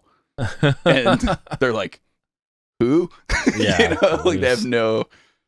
There's a lot. You can go really deep with the Christian faith, and as far as the Bible goes, it can be simple enough for a child to understand the gospel and what the message is. Yeah. But it goes so deep if you get into like the language that it was written in and the original writings of the gospels, and there's a lot of interpretation and there's a lot of interesting things that will, like, when you can contextualize the Bible the way that the people who would have read it or wrote it back at that time, you're gonna come to a deeper understanding of the scripture. And there's a lot of time and effort and skill and discipleship and like things that go into doing that we didn't give any of those people. As like a church, if you're looking at like the sort of the church that produced all of those Christian metal bands. A lot of the American church that produced a lot of those Christian metal bands did not give them any of that training, did not give them any of that meat to really operate with. And then we're surprised that it kind of falls apart for them when we just like slapped a bunch of, Christianese stickers on things and put a bunch of baby Christians with mics out in front and said like, yeah, go tell everybody about this thing that you've just recently converted to, or you've just, decided because it's kind of trendy and it helps you get on this tour. That you are. And there were plenty of those situations in which people were just stuck. And so, I don't know. It's a weird thing because I do want it to just be good art, and like my Christianity is going to show up. If I'm writing lyrics, if I'm writing something, like my Christianity is going to show up in that because it's a deep part of me that is not going to get extricated, but it needs to be good art first. Do you think that Christian metal can come back in a bigger way, the way that it was back then? Like, what does it even look like? Or what do you predict, man? That's a good question, because it's like, I think there's a hunger for something like it in a lot of areas. Like the more you look into like maybe the dispersion of like Cornerstone and all of that, like going other ways, now that the internet is kind of solidified as like a permanent piece of everybody's, outfit. You've always got your phone on you. You've always got like these things with you. It's meant finding these like niche projects easier. And so I think there is like a little bit of a resurgence in that sense of like, there are people who want this. There are people who want to see that kind of content and want to see these bands, but the infrastructure is not there like it used to be anymore. And so I think there are people who are trying and like artistly trying to put a foot back in that direction. I think of guys like my buddy Sean, who runs Kingdom Court. Like he has like 175,000 followers on Instagram now. Dude, and he gave Zaphon like number 26 album of the year. Yeah, dude, because it rips. That album rips. It's just like, what? It meant a lot to me that he did that. And he's a good dude. And I talked to him a few times. He's fantastic. Yeah, man. He's a really good dude, but he's one of those guys who wants to do that. And he's proving by just the numbers. You look at the numbers, like people want this. There is an opening in that. Will it ever compete with like the mainstream like it used to? I don't know, because even the mainstream doesn't compete with the mainstream like it used to. Yeah. Like a band could have like crazy good streaming numbers go out and they can't put 100 people in a room. Like, yeah, that's something that came up on another episode of this show. Was like, I was talking to Adam Easterling from Orthodox, the hardcore band, and he was like, yeah, you could have crazy streaming numbers and like you're not a live band. And his case in point was like Frozen Soul. They might not have the biggest streaming numbers, but when they play a show, it's like people come out for them. Yeah, yep, exactly. So that's it. And those are different markets. And I think you're going to see Christian markets struggle maybe to get out of the streaming market and into the live market. Yeah. Because there's just not the same infrastructure that there used to be through a thing like Cornerstone or Sunshine. Because there were more, like Cornerstone wasn't the only Christian festival. There was Ichthus. Sunshine. There used to be one called Purple Door. They were played those. Yeah, exactly. It's like, Ichthus and Purple Door. I definitely played those two. You played in any sort of Christian band in that like heyday of it. Like you played all these festivals, and I don't think really any of them exist anymore. Audio Feed's like the only one that's sort of the successor to Cornerstone of like Cornerstone in a sense, but there's not a lot. Even that's like, it's obviously a lot smaller because it's mostly the indie section of that Cornerstone. It's the people who were really there for the friendship and the like the connectivity of like the relationships that kept Cornerstone going. Yeah, it wasn't like a casual, hey, we're gonna bring our whole youth group.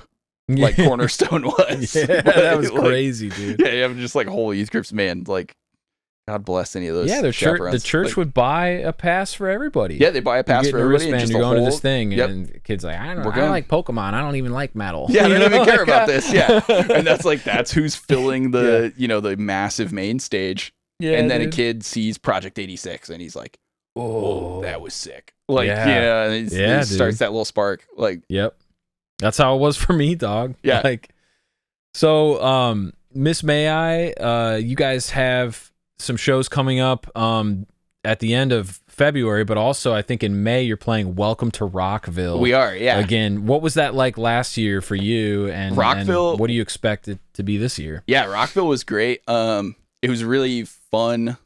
It's kind of the first thing I did with them as like an official, like, okay, I'm in the band, like we're doing this. And so went down, had a great time. So sweaty, so hot, but it was a good time. Where does that festival Dayton.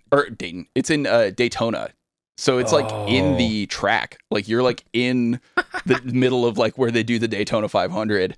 Sick, and like all the stages are set up. It's like all day on golf carts. They're just like where your trailer is and your green room and stuff is like 2 miles away from where the stage is. Oh my god. So they'll just like get you on a golf cart and you drive like all the way back around on the track. Oh, so you're just like the track as like a main lane of transportation. Yeah, you're like in a golf cart on the track for the Daytona 500. That's amazing, dude. It's so sick. Ryan's like a massive NASCAR fan, like just loves it. He's always loved the sport. So it was like a heyday for him. He was so stoked. Dude, have you seen the clip of like the Black Hawk helicopters flying along with the guide car at the Daytona 500 from like the 90s or whatever? That's like, so sick. It's like the most American thing you've ever seen. Freaking Black Hawks. Yeah. Stands totally packed, ready to it's so good. Watch some cars get really loud and go real fast. Oh, dude, in a circle. Like, it made me like being there. I was like, I want to go to a NASCAR race. Like, I want to see a race. It's loud as hell, dude. Well, dude, and I didn't realize how big like the tracks were. I was like, they rip around this so fast because I've just always seen it on TV. Like, you never even think about like how many miles is it around? It's over a mile. I mean, I think it's like 2.5 or something like that. Ryan would know like the exact mileage because they're all different. They're all like slightly different too. They've got different turns. They've got different like compositions and stuff. So it's a little bit.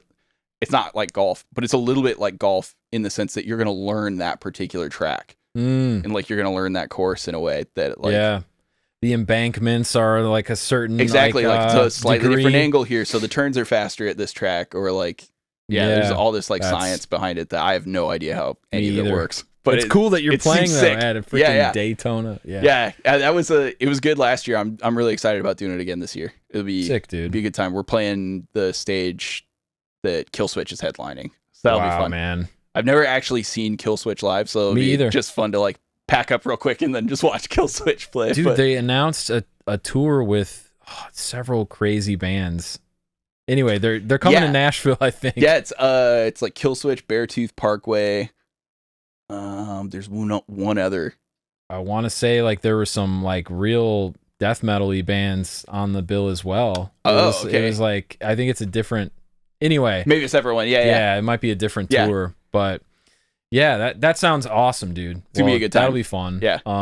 Yeah. What are you looking forward to this year, man? That's a big one. Australia, I'm really stoked about. We're doing the 3 Knotfest shows for Australia, and that's gonna be a good time. I've never been to Australia, so it'll be my first go down under with all the sweet, dude. It'll be a good time. We're kind of making a vacation out of it too. My wife and I, we're gonna cool, man. We're gonna pop over to New Zealand and go pretend to be hobbits at the Shire for a day. And perfect, bro. Yeah, it's gonna be sick. But really looking forward to those shows. Slipknot was another one of those like early bands that my brother burnt me a CD that had, Wait and Bleed on it with like a bunch of other like, random bands, but Wait and Bleed was like track 2. So I always listen to that one.